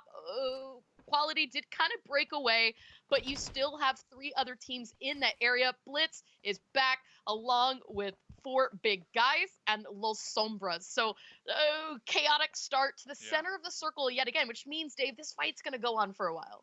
Yeah, and you know what we keep seeing is these teams that really need these points, right? These teams that aren't in the top opting to go for hot drops. For me, it's a little questionable. It's a little questionable. For Los Sombras, they need to come out on top of this fight to even have that bounce back performance this game. Yeah, I mean, if you're desperate for kills, I guess the best way to find them is to try to drop where everybody is. The problem is you've got to make sure that you can come out across on that fight, right? You said it a little bit last game, is if you jump into a hot drop and don't get that opportunity to get any loot, it's going to hurt yourself out in the late game. Blitz right now struggling quite a bit, and you can see Blitzy is going to be able to get a trade out here, but Blitz fresh, mowing down into players. Nochi also there in the kill feed, third-partying this fight, so this engagement still going on between all 3 teams. Yeah, and we're looking at 4 big guys always in just the thick of it, and 4 big guys currently in 5th place with 32 points, so they got a nice little point lead above the 6th place team with 21, but still they don't want to get taken out here this early on with 1 or 2 points. They want to continue to maintain that point lead so it's not cutting it close in that late game, or that next game, that is. Yeah, I mean, 4 big guys are in the top 3 for damage dealt today in terms of the teams. They're third only to VBN, and surprisingly also Americas, who I feel like we haven't gotten to talk about as much, but they have been dominating the fights that they get into when they can win them. The big issue obviously has been surviving as a full squad up to the late game for Team Americas, but Nochi continuing to be higher up on the kill leaderboard for today, picking up 2 so far off this hot drop. But look at this, Quality, who we said broke away, finally finished looting up and is now coming to 4th party. This 3rd party balance getting taken down. Yeah, they were taking some shots from the foothill that was overlooking all 3 of these buildings, and it looks like they decided to just full on send it. They got a nice little knock right there. Nochi in the stairwell with the buys, and we'll be recognizing the push from at least 2 enemies. Trying to go for a big brain play, caught in the back right there. So Quality showing up, being aggressive here in the 5th game. You know, you can see right now they're in 6th place, 23 kills. And if they can have a good game this match, pop off on the final match, there is a place where we could see them sneak into the top 4. And they know that, right? I mean, it's now or never, because most of these teams have not qualified. The only ones in the lobby that are qualified are Violent by Nature, that's VBN, and STX. So the top 2 teams already qualified. If you're in 3rd or below, you want to make sure you end the next match in that top 4. So Quality really bringing in that aggression, as you pointed out, and this is the best place to do it because there's so many players still in this area, and now they've got good edge control to the south of this. And look who they took out too. They were the final nail in the coffin for the 4 big bros, the team right above them. So this is Quality's opportunity to overtake them here in this match. SWAT Pata still trying to hold the window angle, but you can see that punishment. It's coming out from strength at every chance that they've got. Blitz don't quite have the angle onto this, so a bit of a pinch situation. It's going to be hard for them to get out of right now. We can see Varuz also watching windows down below, lying prone, hoping not to get spotted out, but I mean, that's still a dangerous place to be lying down. Taco Cat, meanwhile, has gone wide, trying to see if he can use that VSS as an advantage to try to herd members of either one of these teams to a position where the rest of his mates can find those knocks. Well, Sombros, they can't get taken out here. With only one more game after this, they, in my opinion, are the team with the most to lose right now, as they're currently just stuck between Blitz and then Quality, who they're looking for the come up this game. Quality are looking to overtake the 4 big guys in this match. And Taco Cats, I love the angle from Taco Cats. Oh, I love that angle on the outskirts, on top of the hill with a little bit of high ground action. Meanwhile, their 3 squad mates are in the thick of it in the compounds, holding down the duo from Las Sombras. I love the maneuver that Taco Cat's pulling out right now.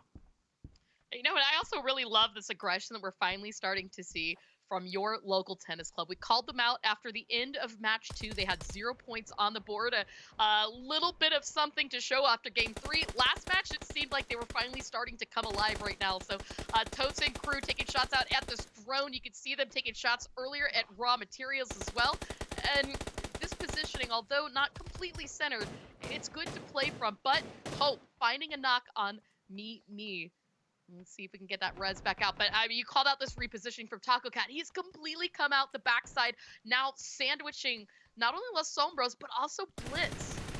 Yeah, the only thing with this play is I'm not sure Taco Cat was aware that it's a whole other team right between him and his teammates, right? It looks like they were trying to get the surprise factor on the duo that was pinched down by their 3 squad mates, but quickly recognizing like, hey, there's probably a whole squad back here, so Taco Cat cannot afford to get taken out back here, because if they do, the revive is very unlikely. Yeah, you can see, if anything, right now, it's a 1v4. Taco Cat starting to read this situation, is actually pulling back away, but still watching the angle. Oh, he's got the line of sight there with the VSS.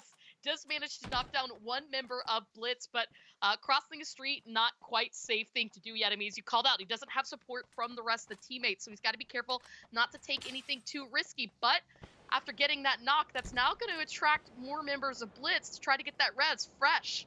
Could potentially be spotted out here by Taco Cat. You can see him already repositioning, but that window doesn't quite have the angle on either of these players, who's not going to be able to get a second knock here. Yeah, it looks like Taco Cat only has 300 drone credits out of the total drone credits from the team. So somebody on the other side of this flank from Taco Cat's squad does have enough drone credits to get the green flare just in case. So they definitely thought that one out before Taco Cat went on this wide flank. Oh man, what a time to revive. Right as he did that, the player that he was watching did manage to stand back up. But here you go, the rest of Quality coming in for the push. They did get 1 knock. It was traded out, looking for Pata, but he's already in another house. Real strength spraying out, but isn't going to find him. Pata does find safety, miraculously not spotted out by members of Blitz either. But here you go, Taco Cat, you're waiting, calling out when this was going to happen, Dave. He gets 1, manages to make it up the stairs. With the M4 too, probably going to get the thirst. Oh, go for that quick reload with the spray through the window. Now Fresh has that Uzi on the rooftop across the way, but Taco Cat right now is just keeping the enemy pinned down to allow his squad mates to get the revive, maybe toss the smoke, cross the road, and get within grenade range here to just annihilate Blitz. And I think Blitz, they feel it coming, as right now they are just backs against the wall, looking at all the doorways, preparing for the defend that they're going to have to do here soon. Yeah, I mean, Blitz, I think, for a while felt like they were sitting pretty, that the Sombras, that was their problem. Quality wasn't going to be any interaction that they had to be worried about. Obviously, Taco Cat shaked things up now as the team has managed to completely restructure themselves all around Blitz's property, and in doing so, also allowed Para to escape for La Sombra. So this is now Quality versus Blitz up here north of Chester. Down to the south, we still have a couple other teams fighting and sitting out pretty in the air. You can just barely see them on the mini-map, but this fight is center circle. It can take all match long if it needs. But if you're Blitz, if you're Quality, I don't think you want to sit there and wait that whole time. I mean, because let's look at this. There's nowhere else to really go at this point. The only thing I think could potentially shake this up, Dave, is if another team chooses to crash this location, which is really going to be dependent on where that next circle takes us. Who was that? Taco Cat? Oh, okay, and the quick reaction right there from across the road. Yeah, they lost Taco Cat, and they need to respond. Time is not on their side. Strength with the AKM red dot right there, getting a even trade. Gonna be making their way across the road, avoiding the bullets from the Vector from Legend, the upgraded Vector, by the way. And oh, Clover, here's your DP. It's gonna come in clutch here. Let's see. The DP-28 works wonders in city games. You've got all of those close range angles, the stairwells. Mash now in that opportunity, takes out Charlatan, wastes no time in picking up the flush as well, pushing up the stairs into the wall of smoke. Legend trying to stay alive, waiting for any member of Quality to come upstairs. There's no chance to revive. You can see he's only got 400 bucks, not enough to buy in another teammate right now. So Legend's got no choice but to take on Quality, but it doesn't matter. Law Ox is going to take him out, and that is a win here for Quality to hang out onto this compound. So now that this fight is over, the question remains, who of the other teams could potentially be this next fight out? At least for now, everybody's got breathing room, and everybody's kind of been keeping their distance from here. We're still waiting on that zone to dictate how these teams are going to now rotate into each other. Yeah, it looks like Syntax actually have a drone scout just spectating that whole spectacle of the fights right there from Quality overlooking them. So that is pretty interesting. But looking at the stats, Quality 3,300 damage. So they have been popping off right here.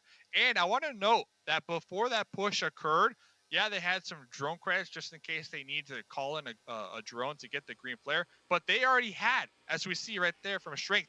Strength had that green flare before they even took this fight. So Quality, they are definitely planning ahead.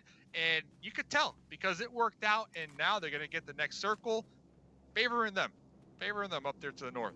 Ooh, a divide in the road as well is going to divide this circle into two parts. You can see Chester still into place with Vortex, don't have to move.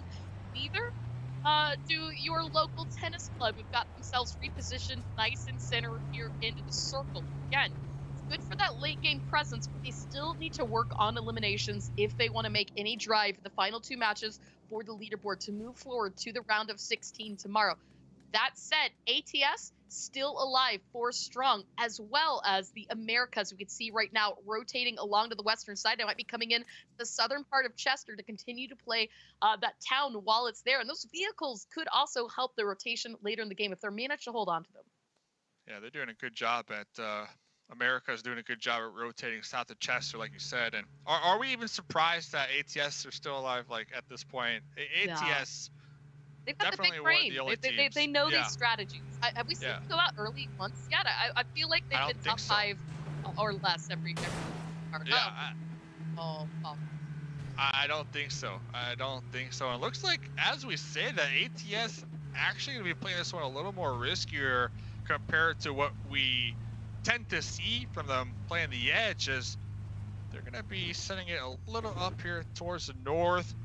Probably looking for a nice little bowl to park their vehicles as they flex out, but STX definitely going to be spotting them out there in the distance. Yeah, we saw that one bullet hit the car, right? ATS is taking fire at multiple angles. You can see the tracers are actually cutting out from Syntax's compound. That might just go ahead and herd members of ATS somewhere. It looks like they did manage to lose Garfield in this rotation. As smokes are out, they're going to waste no time on that res. But still, tracer coming out from Syntax. Koba was the one to take that shot onto Garfield. So meanwhile, Javier is still keeping that eye on the tennis club's compounds, and I think the play might be to just extended. Where else did you call it? You can play from a ditch, you can play from a mole, but nothing really seems to be safe. The play might have to be to try to win out one of these buildings from Tennis Club, and that's exactly what's going on now. 2 members still up for ATS. Ooh, almost won. Yeah, Tennis Club really need to show up here in the situation because they need to play catch up with these points. We see them in 8th place. They're going to be getting crashed on. Looks like one of the team members from ATS knocked out. Now there's just Javier. Last one alive here, Clover. Javier's pulled out miracles before. You can see that free fire around the corner. His teammate, no doubt, calling out at information. Does manage to pick up 139 HP. Can he get silver? He doesn't. Totes and silver clear up what is left now of ATS. You can see them now take it out. America's Syntax, Quality, and Tennis Club. All a good position here to the center. We've also still got that one member of La Sombra Para up. Not yet in a place to revive, buy back any teammates, as well as Quality. Still excuse me, not Quality. It is the, who am I missing here? It's a Vortex, it's Vortex, excuse me. Vortex also still up. So what did we learn? When ATS don't play the edge, they get taken out. Yeah. We just got done complimenting them, how they survive every game to the late game, playing the edge, playing slow. Looks like they tried to switch it up here a little bit, as we do see them in 3rd place, so they definitely have a lot of points to work with. Very flexible on the overall leaderboard, especially with only one more match to go. But that kind of opens this matchup to the Americas, right? To possibly overtake that 3rd place spot and just secure themselves on the overall leaderboard a little more here. The Americas still with 4 up down there in the south. Yeah, and you know, 4 big men also taken out early does also give other opportunities. Quality need a lot of kills and some late game presence in this game if they want to have any opportunity to sneak into the top 4 on the next match. The likelihood this match, very slim, but 2 games could be enough to do it because it's still so close. With a handful of the teams that have been point spudging up there to the top. You can see Quality 9 points outside of the top 4. America's sitting in that spot right now with 39. So still entirely doable for those teams.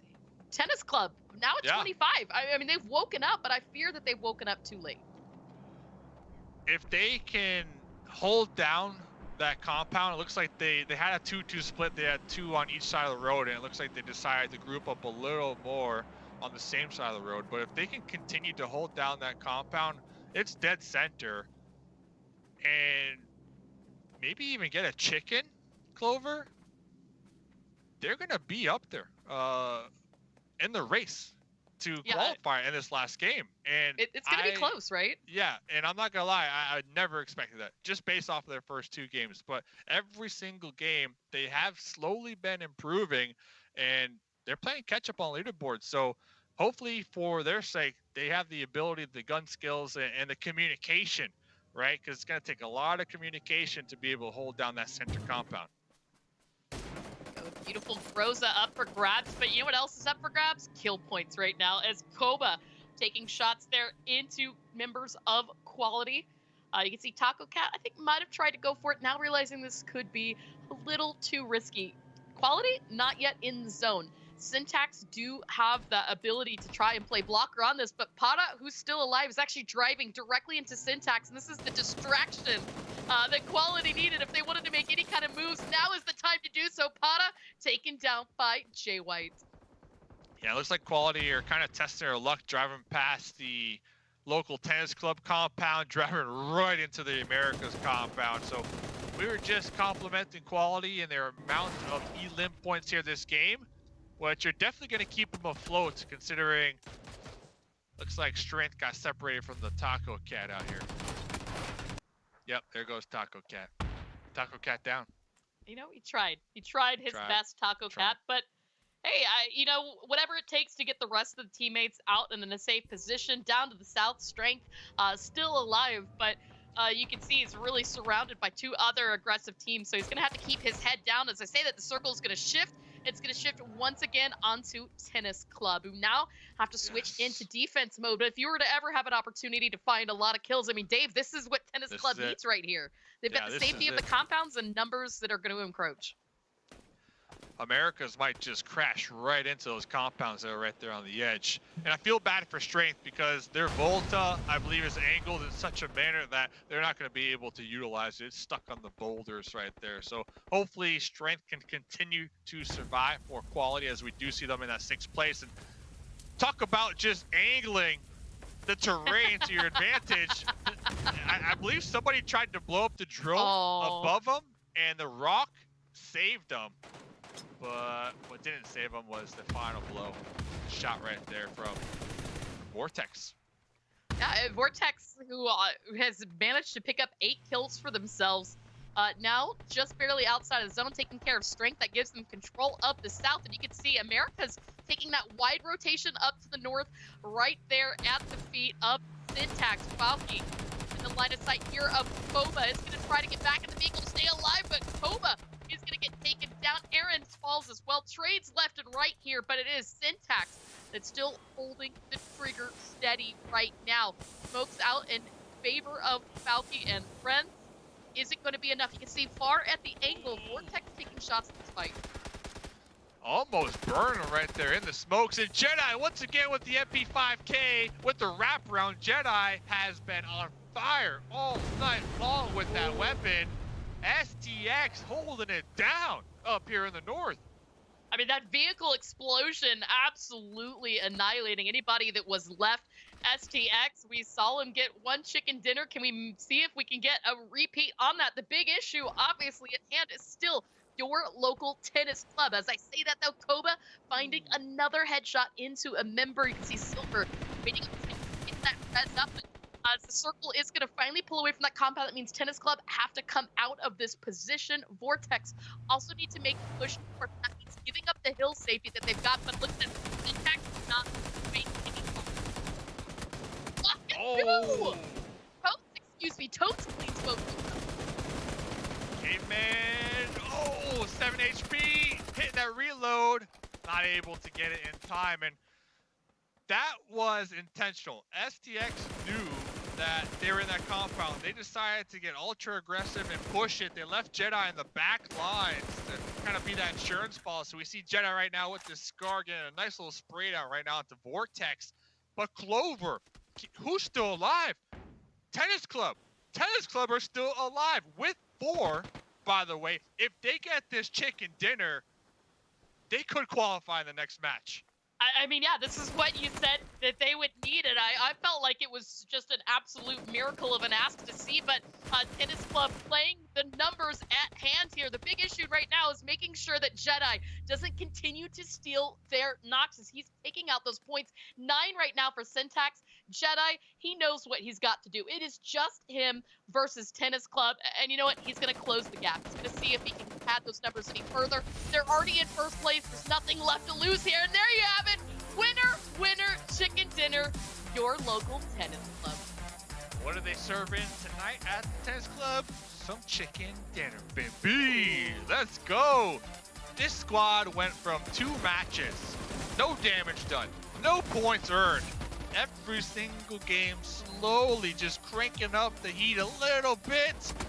Winner Wear Chicken Dinner is exactly what they needed to set them up for success to qualify in this last match. Now they have that chance. They have an actual shot right here, and I'm looking forward to it because this is a squad that Toffee said, keep your eye on.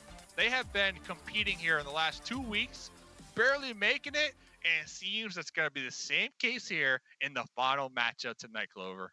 Yeah, I mean, you know, a good dinner takes time. It takes a really good focus in terms of teamwork. And it looks like we finally saw the dream work for the squad in the last 2 matches. And miraculously, as you called out, they've now put themselves in the running to qualify into the top 4 next game.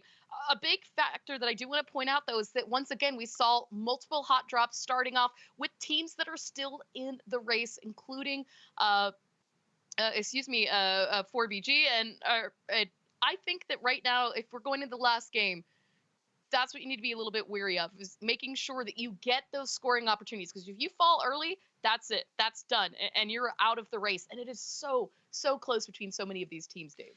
Well, I'm looking forward to it. One more game to go. Totes Magoats absolutely slaying this last match for your local tennis club. We're going to send the break. Toffees and Poro on the other side.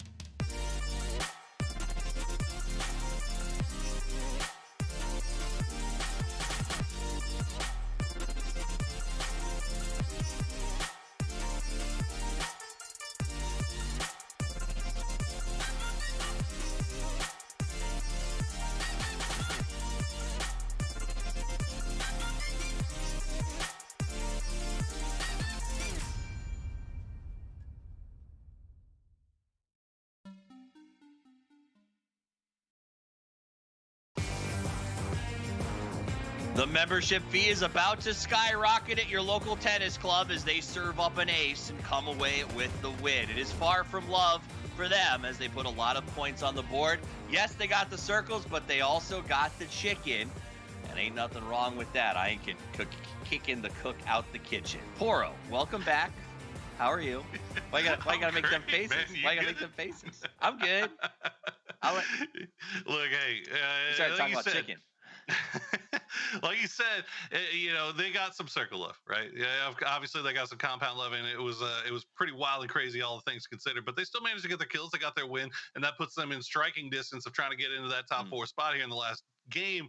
Now, where it gets interesting is you got ATS and Americas, two teams that have been so far managing to avoid all of that early game hot drop nonsense. And you know what? One game left to avoid and see what they can make out of it. Before we get into telling you what's on the line and where the points stand, let's take a look back. It's a penultimate match. It's replays. God, I love replays. Okay. Right off the bat, I wanted to say I was so impressed and proud of Quality for how they decided to play this, right?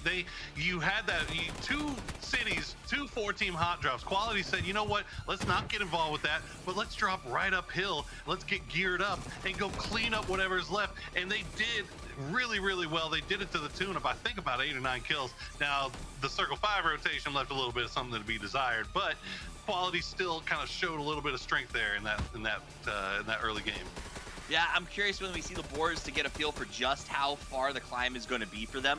I think the quantity might be a little too much for Quality, but we'll take a look. I mean, people have pulled in 17 kills in one game today, so anything, I guess, is theoretically possible. That is true. I mean, it's still theoretically possible that 4 big guys could find a way to just, for the love of everything, just avoid the early game fight. 4 big guys. I mean, they play so well when you get to the late game, but 8 placement points, they haven't seen the late game but like twice. So, I mean, just make it 5 minutes. 5 minutes into the game, 4 big guys, and keep 4 up. I would love to see them try to make a run here at the end. If you can survive running for 5 minutes as a big guy, you know you can go the distance, right? You just got to survive the first 5. Syntax doing well. They don't even have to try in this game. 66 points. They're golden. And we see how close a lot of those other teams are as they sort of work through. So when we get into the game, we'll talk a little bit more about how close the entire left side of the board is, because really it's only about a 10-point race. Top 4 teams will advance. That's a pretty big deal. Now, I want to talk to you guys at home very briefly. We are doing a new giveaway here at the New State Mobile Mashup called Beat Your Best. And I want to know what your best is. It's very simple. Go online, post your best game. Diamond Dave has posted his game and upset Winsanity, who was our previous champion, as he continues to go forward. I think this was a 13-kill game from Diamond Dave. So if you want to get involved, post it, show us your best scores, tag your friends, tag us, and you're in the running for a $1,000 Amazon gift card, as well as your choice of the latest iPhone or Android device. So see if you're better. See if you're better than me. See if you're better than Godspeed. See if you're better than Poro. But I doubt you can beat Diamond Dave, because this man knows how to bring it. And you know what? Let's just bring him. Let's just bring him on up, Poro. We got Diamond Dave.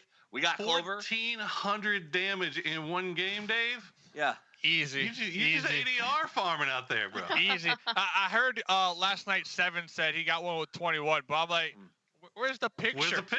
You know? No picture. Like, Right. I got proof is in the 51 pudding. one game, right? If I decide to post the 13 one, right? But yeah. Dude. Yeah. Right? And my fish was this big. I listen, we grew up in 2000s. Screenshotter, it doesn't happen. 7, we're watching, we're thinking about you. Guys, it is the last game. This is a very big deal. The race is wide open in terms of going for that 4th slot. Let me ask, okay, very simple. Of the teams on the chase, who makes top 4? Mustache Dave. Quality. They're only 1 point behind 4 big guys, and 4 big guys have been getting involved every single game really early, and I think that's going to be their downfall here tonight. Nice. Clover. Ooh, America? Commit. I don't know. We should ask Scarlett, because she's determined to get on broadcast right now. Who she thinks. She's telling me that it's tennis club, that she really likes playing with balls, so she likes tennis club. There you go. Yeah. We Tennis even got club. the special guest flying. I love it. Scar, nice, nice. No one uses Oh, now, that now gun. she's gone. Now she's gone. And Nice. she's out. Poro, real quick. Which team? Which team?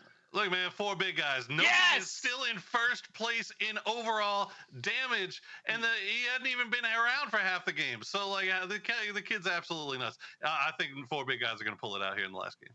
I cheer for the 4 big guys. Well, these 2 big guys are out here. We're going to leave it to 2 big personalities to take us home. Let's do this. Yes!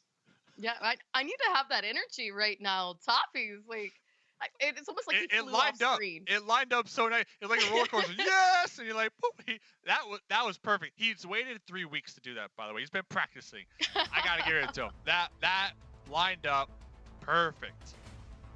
Well, I mean, you want to talk about who's been practicing. A lot of these teams have been pretty much putting the work in all 3 weeks. As again, we've said 2 of the teams already have qualified. Unfortunately for everyone else in the lobby, they're also the 2 at the top of this leaderboard, which really leaves 2 qualifying teams for the potential to move forward to the round of 16 tomorrow. Now, already taking a look, ATS in their normal spot, but you know who's not in a normal spot right there is 4 big guys. Yeah, what's And happening? I'm a little bit concerned because once again, they're chasing teams in the early game, Dave. They're gonna be by themselves though, right? They're not hot dropping with 5 other squads. Surprise, surprise. After looking at that leaderboard, realizing they're only 1 point ahead of quality out here. Talking about quality, we've been seeing some quality plays here tonight from Angie, from the Real Killers. Already with 1 elim on the board. You know, Angie has really surprised me today in terms of the plays that they've been able to pull off. Having that shotgun early is going to help. Again, these hot drops, we've been seeing them constantly. These are the teams that have been in all of the hot drops. The Real Killers, Blitz. I think RM has been in a hot drop all 6 matches so far today. And unfortunately for a lot of these teams, they haven't really been able to do much for it. They've kind of been circling in terms of lower on the leaderboard. And so to have that attention split right now, it's breaking a little bit of hope. We can see RM just barely on the leaderboard. They're in 8th place, 22 points. That is 21 outside of the top 4. And that's just the likelihood of climbing, up into that top 4 spot at this point. It's a little bit nil. So at the very least, these teams are going to have some fun with this last match of the day. But as I say that, I mean, we're still kind of waiting to see how this plays out. I was wrong with the tennis club. Let's see if I'm wrong with one of these guys. Yeah, and talking about the tennis club, they are so split right now. Looks like 2 of them are trailer park, the other 2 just out there on their own little mission.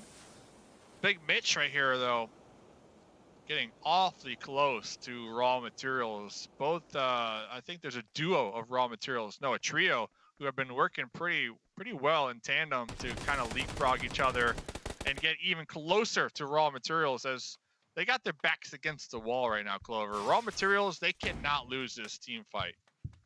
No, and unfortunately for them, they've kind of really not been able to do much. We've seen Hope make it up in the last game. I think we even kind of coined the term the last hope for this team, as he is going to get a knock and a flush there onto Gur. So that's another point needed. 2 so far on the board. So, I mean, again, if they can clear out this squad, clear out Blitz, and then kind of reposition themselves throughout the rest of the game to find some high scoring, yeah, there's a potential, but that also means everybody above them puts down 0 points this match, and that's where the likelihood starts to struggle. And as I say struggle, Loki getting taken out. That's the thing. There's only this game, and then it's done. And there's a lot of what-ifs in that, right? So there's a lot of what-ifs that they need to accomplish to even have that chance. You got Hope inside the compound, looking for a drop shot to try to reload that shotgun. Not able to do so, as Mitch just breaching in right there, making sure to turn around for good luck to get that thirst. And now raw materials down to just 1. Yeah, you can see Kingman trying to stay up alive, but Blitz finally choosing to engage in on this action. They are done looting, and they are ready to participate in the fun. The Real Killers on the opposite side of that are really having to recover from the fight that they just got done with. Saw Mitch using up the last of the bandages now. Fresh and Charlatan coming in to invade his property and see what they can find, but Mitch not yet able to find a knock. He's going to take quite a lot of damage. Almost got down to 1, but it wasn't meant to be. Fresh.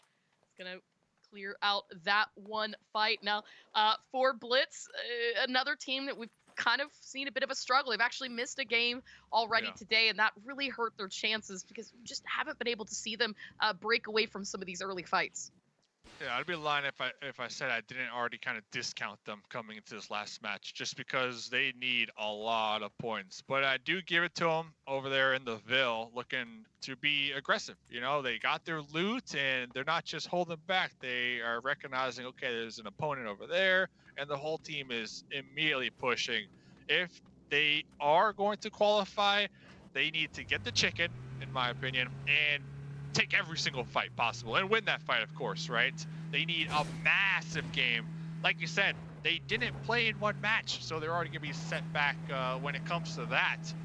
But talk about not being set back. It looks like 4 big guys got done looting up there towards the north, and now they're looking to reposition into a center compound here, playing for that long game.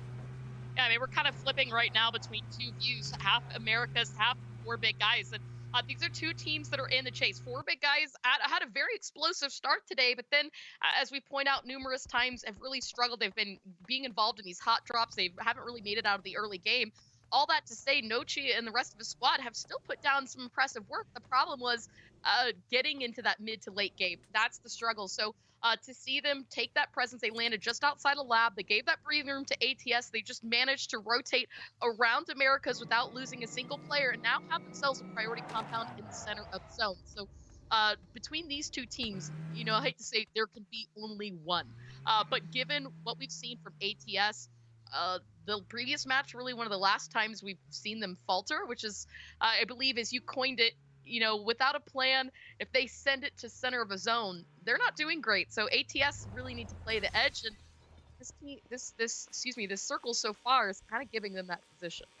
Yeah, it looks like they're going to be able to use their drone credits, and America's right next to 4 big guys. That's got me concerned, because after this game, America's most likely going to breach that 7K damage done tonight. So Americas have been just dominating here tonight with the damage in the damage department, as they are looking to qualify here and make it to the grand final. So they're going to be a heavy contender for all those other teams that already have that qualification spot, because I don't think we've seen a team perform quite as well here on one of their first nights being streamed as well, right? From America. So they have been just impressing everybody here.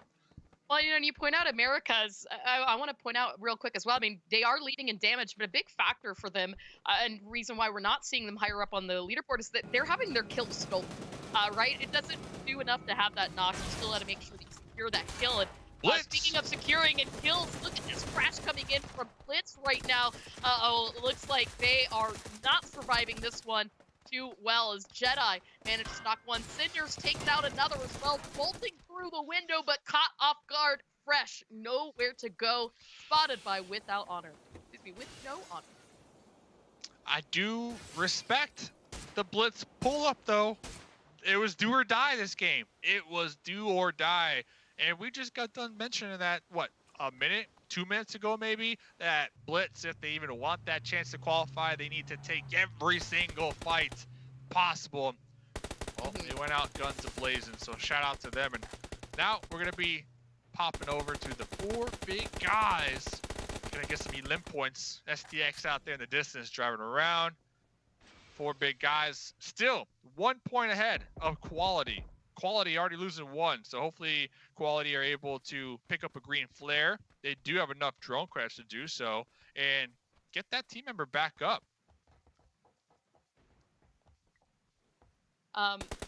You know, another thing too, I mean, now look at this. Nochi, good line of sight onto members of ATS. You can see him trying to take that damage shots. It's not connecting. This is a team that we're watching.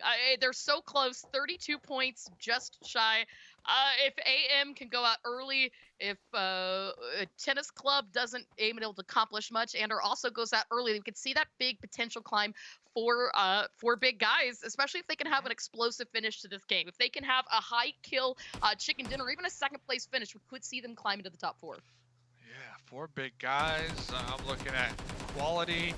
And how has your local tennis club overtaken both those squads, because 4 big guys in quality, we've seen so much action from them here tonight. Every single game. Meanwhile, the tennis club, big chillin'. You know, last game they got the chicken. Sure, that really helped them on the overall leaderboards, but just the fact of the matter that the tennis club was able to overtake on the overall leaderboard those 2 very aggressive squads, that's impressive. And I'm pointing out the tennis club real quick because they're on that west side and nobody's near them, Clover. They are out there by themselves, setting up for a strong late game. Yeah, that's what we've really seen them do. They take these high ground positions early to mid. They get that information. We saw it on game 4, again on game 5, and that's where these points have just suddenly been accruing, because not only do they have that information, but they have that line of sight to get those long-range kills with the snipers, with the DMRs, which you can see out in force right now for the squad. And as you called out as well, there's nobody to their north, there's nobody to their south, there's nobody to the west. They own about 40% of the circle right now, and that is scary for a team who's just outside of the top 4. They're 5 points behind the Americas, who we can see here in a good central position, but they're surrounded by teams in every angle, and so they've really got to be careful to not be overtaken or overwhelmed by squads or even third party, because that's where the trouble starts to set in for some of these teams.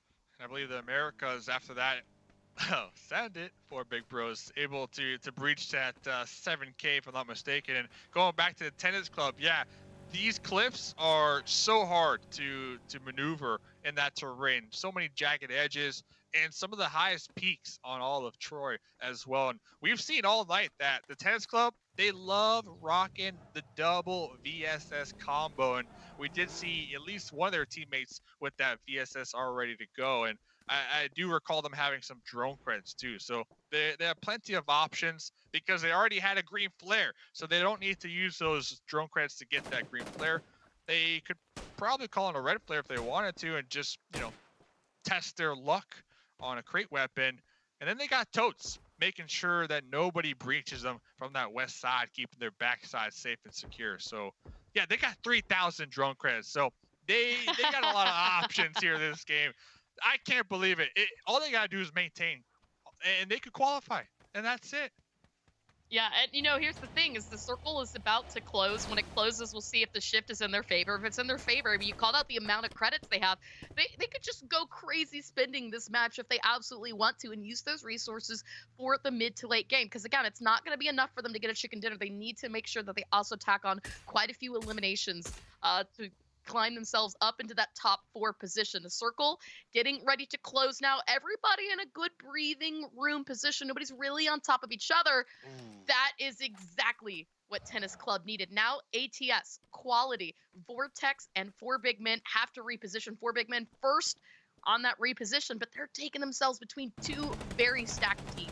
Yeah, this could be it for the 4 big men. They've had a pretty dominant night, but after this circle shift, this one's going to be very risky as they're pulling up on the STX up there on the high ground. Well, Jay White, I mean, wasting no time on this. Look at this. Glizzy Walk, though, is going to try to take the fight straight to him. Looks in the wrong direction. Glizzy, no time to react, is going to fall here, and that's 3 kills now for Jay White. Nochi with the nade in hand, the last prayer for this team. We have been silently hoping, praying to see if they can get themselves up into the top 4. One nade is going to connect. Jay White, the one to fall, but Koba right there to help on the recovery. Is that second nade going to be enough? It looks like it went just too wide, but it didn't matter. It still hits. Koba goes down. This is everything that 4 big guys needed. If he can secure those kills, that would be huge. Nochi just predicting the fact that the revive was going to be occurring. Now Nochi in a 1v2 situation. Caveman with the M249. Jedi, of course, with the MP5K. Nochi giving some warning shots right there. Here's the footsteps. Jedi looking for that flag. Nochi popping their head up with the Tommy gun, connecting a couple of these shots, but I believe missing the mark onto Caveman right to the right of them. So it's all about those cues here. I'm cheering for Nochi. I'm cheering for Nochi in this situation. Absolutely, and look at this. He's getting a little bit of help right now. Singularity, Angry Boy, and Falky of the Americas rotating onto the backside of this, doing damage into Jedi, helping them out there. So you can see on the air, actually, if ATS can be the one to spot him out. Caveman down to 15 HP is gonna spot Nochi, though, and that is it for the drive. 4 big min, as they are going to be eliminated into 6th place and will not progress to the round of 16. But guys, we've still got 2 teams at the top of this hill, one of which is really trying to stay up and alive. Make sure they don't get knocked out by other teams still in the chase. Aaron JMN picks up another kill. Look at this King of the Hill fashion, Dave. Shout out to Nochi, breaking 3K damage too as an individual player. And oh no, looks like the tennis club catching some static over here. Forced to defend their high top up against ATS right now. Totes the goats with the SLR. Looking for some nice connections over here, but Javier, crosshairs right on Totes. Totes needs to be careful not to overpeak this. Yeah, I mean, the tunnel vision aspect of this fight is definitely a big factor here in terms of potential here for Totes. But if he can get that second knot onto Minders of ATS, this would be huge. Javier is going to get spotted, goes down here, but the trade did come out buff, taken at the same time. So Javier really focused in on that fight. It's going to help him out here. Frosty now looking to see if he can help out. Actually is going to fall, and Totes still with the angle. So some assistance there. I mean, that's 4 kills right now for your local tennis club. They're just barely out of the top 4 with ATS eliminated. The likelihood of them climbing in, I feel like it's here, Dave. I really feel like this could happen. They don't call him Totes the GOAT for nothing right there. In the backlines with the suppressor. They didn't even know. They couldn't even spot out Totes the Goats from behind. And Totes the Goats right there definitely clutching it out. And if the tennis club qualify, it's because of that play right there for Totes the Ghost to be able to secure his teammates' safety on that push from ATS. That was huge. Absolutely. Now, in the center of the circle, we can see right here it is Violent by Nature, who've been, well, gifted by the circle again. They've got center of the zone joined along with the Americas. 4 kills so far. But that said, I mean, the big issue here, right? Now we've got a lot of open terrain, some rocks, some hills to play from. Yet again, another mountain goat circle in terms of these teams need efficient quality. Las Sombras and the Club all get in. So that's when things are going to start to get really spicy. Ton of rocks, ton of boulders, a lot of jagged edges, a lot of hard terrain to maneuver past. And we can see, yeah, we're getting a nice little glimpse of it. Vehicles, if you got a bike, and I think the tennis club have at least 2 bikes, might be the best option if they are forced to rotate, but they can continue to play the edge. Now, the tennis club, to secure themselves a path to victory, they're gonna need to keep out Quality, who ended up wrapping all the way down in the south, who are probably going to be looking to rotate right towards this general area. So if the tennis club can make sure to take out Quality here on this next push, that might seal the deal. Yeah, I mean, there's potentially 12-ish kills on the board for each and every one of these teams. 12 if you're Quality, 11 if you're everybody else, right?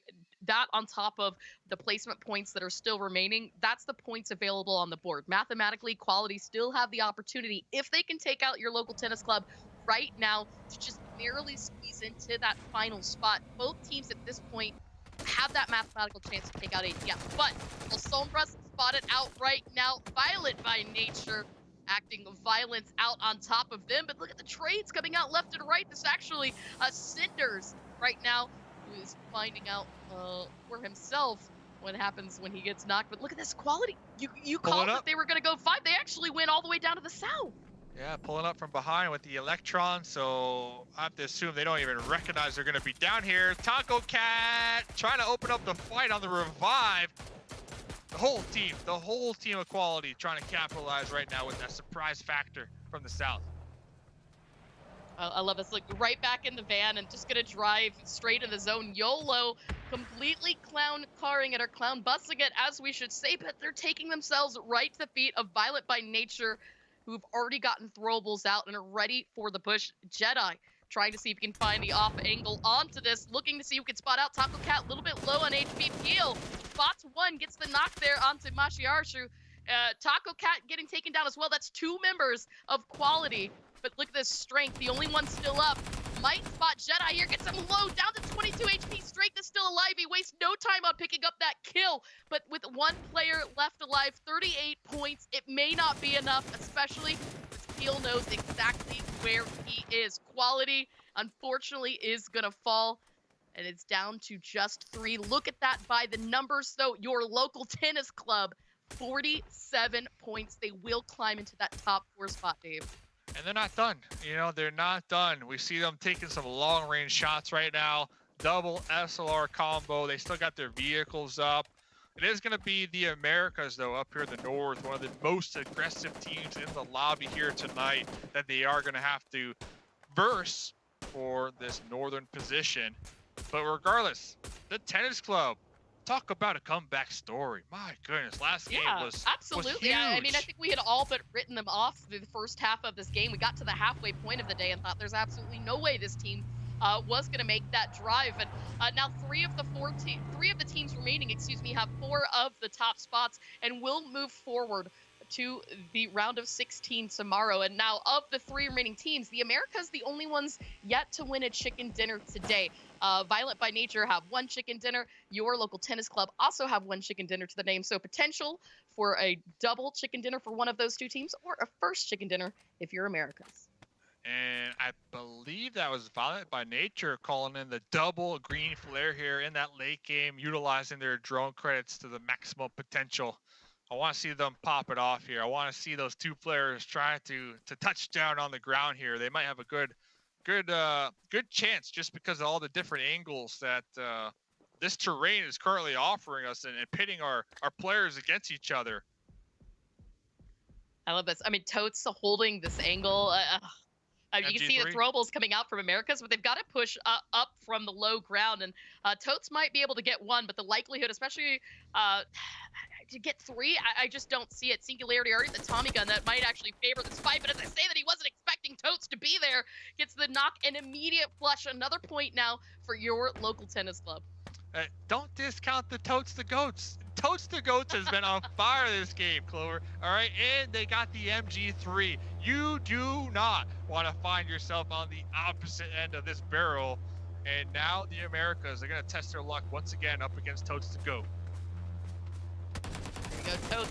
He did it once, down to 22 HP, down to 3 HP, but it's a 2v1. It wasn't meant to be. Aaron and Angry had to tag team to take out Totes, but here comes the rest of the tennis club, as well as the zone. Blue closing in.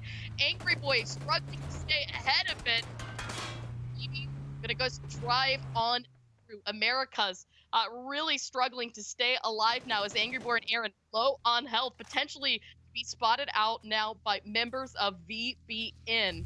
As you can see, they're really having to lie prone along this hillside. It's the only coverage they've got left. And VBN were able to successfully green flare 2 teammates back into it for the late game. They have the clear advantage. Numbers on their side. Jedi with the P19, no care in the world. Look for that final blow here to get themselves the winner. Chicken dinner here, the final one of today.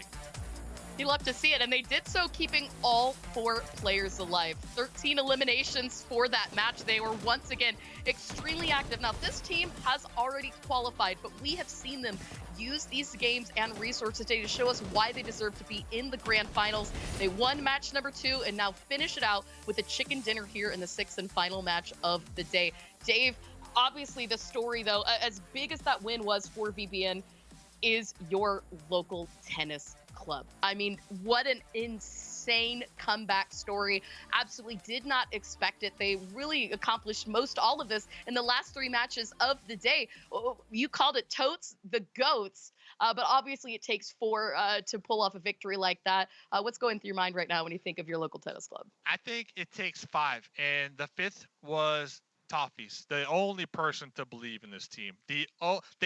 They listened, they heard Toffees was cheering them on, and they're like, Toffees, we're going to do this for you, my man. I want you to watch us tomorrow. That's what they're saying right now. And that last game, they got a little compound luck, of course. We saw that, but they defended that compound against multiple crashes. So they definitely pulled together and then showed up late game once again this game with a very challenging end zone. So I want to hear from Toffees. I want to hear what Toffees has got going on, because Toffees predicted this about 3 hours ago. So shout out to Toffees. I just want to say that, I served them up to you. I knew that these guys would hit it. I knew that we'd volley This back guy. and forth. It wasn't me trying to start a racket at the end of the day. Oh, We were just trying to God. get the blacktop up and running. But your local tennis club, they did great. They did great. Which is saying something, Poro, because most local tennis clubs are not doing particularly well right now. So it's been cool to see them thrive. I mean, I don't run in those circles with tennis clubs, so I'm gonna have to take your word for it. But you know what? At the end of the day, they were in a straight up 4v4 versus ATS, winner take all, and they won. And of course, it was back. Dave pointed out, fantastic rap, individual play by Totes to secure that victory in that team fight. And in the end, that's all they needed. And you know, ATS is left to kind of sit there and wonder what could have been. I mean, they played so well, they just couldn't get the kills. You know, it was absolutely brutal. In a second, we're going to get to look at all the leaderboards. We'll go through the lobbies that are done and sort of let you guys know who we're probably going to see tomorrow. But this was a tough one, Clover, because 12 teams started this thing instead of the normal 8. Only 4 got to advance. Is there a team that you saw below that cutoff that you were like, I know it's the last Open, but I hope they keep grinding because these guys had a lot of, like, base potential? Yeah, I think 4 big guys. That's the one that we've been calling out. I think that had they not locked and loaded in some of those hot drops, we would have been singing a different tune. That would have been a team to have made their way into the top 4.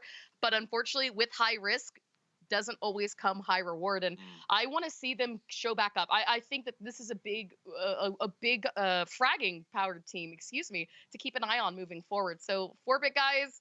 Y'all are 4 big guys in our hearts. Continue to frag out here in New State, no doubt in my mind that they'll show up. I agree. I'll always support them no matter what. They've given me a wealth of jokes today, so I will continue to support them going forward. That's all it takes. It's all it takes. You give me a reason to laugh, and I will cheer for you till the bitter end.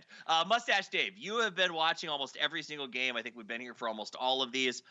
The meta 3 weeks in. I want to get your take on it. You've done a ton of mobile before. Give me your thoughts on where we're headed. I think a lot more teams are going to go back and watch tonight and see what ATS were able to accomplish with playing the zones, playing nice and slow. And a lot more teams are probably going to play that edge strat, not something we've seen here so far implemented so well. Most of the time, weeks 1 and 2, a lot of teams just look for a compound in the center and just hope that the zones favor them, right? Kind of like what we saw from the tennis club in game number 5, which worked out beautifully, but you can't play that way, right? And ATS proved that here playing the edges tonight, and they did so well. They did so well just with that edge play. So I predict more teams will implement that here moving forward. And is that, Poro, we've watched a lot of Battle Royale over the years. Is that something that I should expect to ebb and flow? Because as teams start to go, the center's too dangerous, you end up with too many edge teams, and the too many edge teams creates too many middle teams. Like, do you expect that to continue, or do you think we've kind of solidified the next week or 2? I don't know, man. It's tough to say because it's also variable, varying based off of circles. Really, True. It's in terrain and what kind of like drop spots playing. I mean, there's so many different things that go into it. How successful you can be, kind of playing from the edge. But I will say that ATS looked really, really good about not just kind of working the edge and getting there, but kind of holding down their own zone. Now, the only problem they had is that the next phase of the evolution of playing edge, once you've got that zone control, you got to start flexing out and trying to get some kills, man. And that was kind of the spot where ATS fell a little bit short today. But if they continue to play that style, I expect to see them kind of grow and start figuring out how to kind of turn that good positioning into more kill points. Yeah, let's talk about that because it is. The meta's a bit up in the air because we have something unique going on here at the New State Mashup, which is extreme mode, Clover. This idea that it's an 8x8, or is it, and it changes every single time. We've watched a couple of games. We've seen a lot of water come into play. How do you think this switches up like a normal mobile experience for some of our Battle Royale teams? Yeah, because I think instead of having a place where regardless of the plane path, you're always going to drop laboratory or trailer park, instead, and like we're seeing with ATS, they're always going to drop east, northeast, or east, southeast, depending on where the water is, right? And that's kind of the meta that we've seen. Now other teams dropping center, they're trying to pick that center off-center compound, or are they trying to pull away from hot drops, right? Because we had a lot of teams all centered on hot drops, especially with the extra teams in lobbies today. On the flip side of that, when you look at the teams that kind of have been shaking things up, Violent by nature, they had very, very different types of drop spots each and every match, but their focus was still first and foremost always finding the kills. And that's why we saw them as the kill leader, not only for this lobby, but I think potentially moving forward, that level of aggression we're going to continue to see from them moving forward, regardless of how these zones are. Well, I'm getting news that our standings are ready. We can see who's advancing to the round of 16 tomorrow. Let's start out with the group that we covered. That is Group C. Violent by Nature, Syntax, Americas, and your local tennis club will push through to the next round. ATS will miss it by a mere 2 points and have to live with that until the next Open Qualifier. Very, very tough to deal with. Also worth noting, the 2 teams with asterisks, they pass through. Let's take a look at Group A, M24. What the fuck? Whoa, what? You don't say. Poro, you go ahead. I need a second, Poro. I need a second. You do this one. I don't know what you want me to say. 62 Good elite night. points, 107 total points. Oh, good lord. I mean, I'm not surprised to see only 9 teams, and I'd dip on that too. And then TBH. Pure Love makes it through with their asterisk. Third Eye, who I have no clue with, they even got the little blind symbol in there, so I'm super into this team right now. 56, Rush for Winners, named after another awesome band, going to be pushing through as well. And here's a big one, Wartime. Dave, you know, you built me into believing in them, and I have been so saddened. I don't know. Were they too aggressive, you think? No. No. Not at all. All right, I mean, Not we at didn't all. watch it. How could you know? But, you know. I mean, that's fair. Well, I want to point Okay, this okay. out. Burn in Silence, who already qualified, they're in 7th. They only had 10 elimination points in 24. So, Who cares? you know, They're fine. maybe they decided they had an They're off day. chilling. They're chilling. Yeah, we don't care about them. When M249 gets 107 points, David, where's Wartime supposed to get their money, man? Yeah. And to add to the Wartime thing, and I know where Toffees is going with this, is that I gassed them up because they're veterans within the Battle Royale mobile scene, right? All those players, I've watched them for years, right? But I think what's really the roadblock for them is that they have played so many games of Battle Royale that they might have this mindset on how games are supposed to be played, but they're playing against teams that are brand new, who are just kind of going with the fly. So that unpredictable factor is, in my opinion, what is kind of countering the experience, I guess you can say. Right. They're expecting to be in the black belt final against another 3rd degree black belt, but when the green shows up, you don't really know how to handle what they throw at you. Fascinating. Let's go look at our last group right now. It is Group B, actually second to last. Obey gets through at 68, Machine Gun Nest at 56, What Haunts You at 53, Buhos at 52, and I think this is probably the biggest divide that I've seen between the top 4 and the bottom 4, as my Stalwart, Savage, and Advice will just go back to the lobby. And, you know, this is a scoreboard, Poro, that makes sense to me. Yeah. No, I mean, this is probably about as basic as you're going to see, right? Your top 4 just seem to find not only the placement points, but the elimination points to go along with it. So it's you're not seeing anybody sitting too heavy on one side or the other. So, you know, I'm interested to see how these guys do in this next round. And finally, our last group, I promise this time, this is the last group, Group D, the Big Pickle. Let's go! Let's go. 77. Yeah. Strangers BD, 70. La Familia at 70. And the Panthers slide in at 64. I mean, Dave, the Panthers were, like, incredible. Dave, they're still up there. Yeah, the 7 Nations. Yesterday was a fluke. There you go. 100% Apparently. guaranteed. They lucked out on the Noah Influencer Day, and they are so lucky that they played in last night's map, because look at 9 elims, 7 placement points. Oh no! What were they doing here tonight? You know, we didn't get to watch it, but I can only assume that if they had the circles like we had, they're probably the team swimming in the water all night. Is that what you were gonna say, Poro? You were gonna. I was kind of, because you know you were kind of giving Dave a hard time about hyping up Wartime, and then all of a sudden I see 7 Nations Army with single-digit points in placements and elims, and you were just gonna you were gonna pass on through. I was gonna let Dave strike back, man. All I'm gonna say is asterisks, baby. Asterisks. That's all I'm gonna say. In fact, I think it was you who said in the last section, whatever, they already qualified for the grand final. That is true. So they need to pick up Nochi, though. They need to pick up Nochi. Yes. I know Oh, you man, guys get are that big kid. fans of the Super. big guys, but there's only one big guy that really stood out here tonight, and that was Nochi, just dominating with 3.5k Absolutely. damage done. Mhm. Whoever is already qualified for the grand finals, go get this player. Put him on the team. Make it work, because they dominated here tonight. Absolutely, but don't change your roster because you might have to requalify. So No. let's take a quick. No. We have a very big announcement for you guys. I'm gonna go ahead and just tell you right now. We have another team that will be joining the grand final. Let's go ahead and listen a little more about who our surprise is. What's up, everybody? This is Winsanity, and I would love to announce that I'm going to be participating in the new State Mobile Mashup Grand Finals. That's right, Team Winsanity is going to be in one of the wild card slots, and I've got a mean, fierce team ready to compete for that $200,000 prize pool. And that's right, is this the beginning of a Winsanity competitive career? We'll have to wait and see what happens, but let's just hope we don't get last place. I love it. I love it. I love that he wore the casual wear of the 100T jersey. Just casual. Yeah, Right? no big deal. Nice flex there. May this be the start of a pro career, he says, as he sits Ooh. there. Beautiful day, guys. That's it for the round of 32. Tomorrow we're back with the round of 16. Before I sign us out, though, you know I love final thoughts, so I got to go around one more time. We'll do it clockwise. Poro, final thoughts on the day.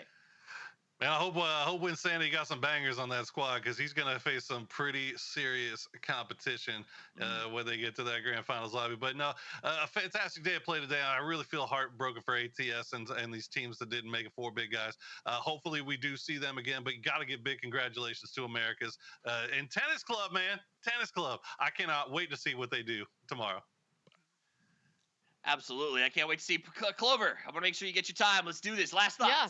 Also, I agree there with Poro. Like Tennis Club, it took them half the day to wake up. I hope they take this momentum and just run with it tomorrow. They're not going to have that opportunity to rev up and ramp up tomorrow, especially considering these lobbies that we're going to see as we move forward to the round of 16. Dave? Yeah, I'm looking at the chat right now. There's a bunch of questions. Is Dave on Winsanity's team? I had to turn down Winsanity. Yes, he asked me, but I said Winsanity, I'm probably gonna be casting, man. So I can't play on the team. Maybe next Diamond season. Dave. So if Winsanity's watching, I'm sorry, man, but best of luck. Best of luck. I love it. That has to have been my favorite final thought. So we'll just wrap it up there, guys. We're back here tomorrow with the round of 16. So make sure you come back, join us. On behalf of myself, Porosaurus, Mustache Dave, Clover, the production team, and everyone at KRAFTON, thank you so much for spending your evening with us. And until we see you tomorrow, play more New State.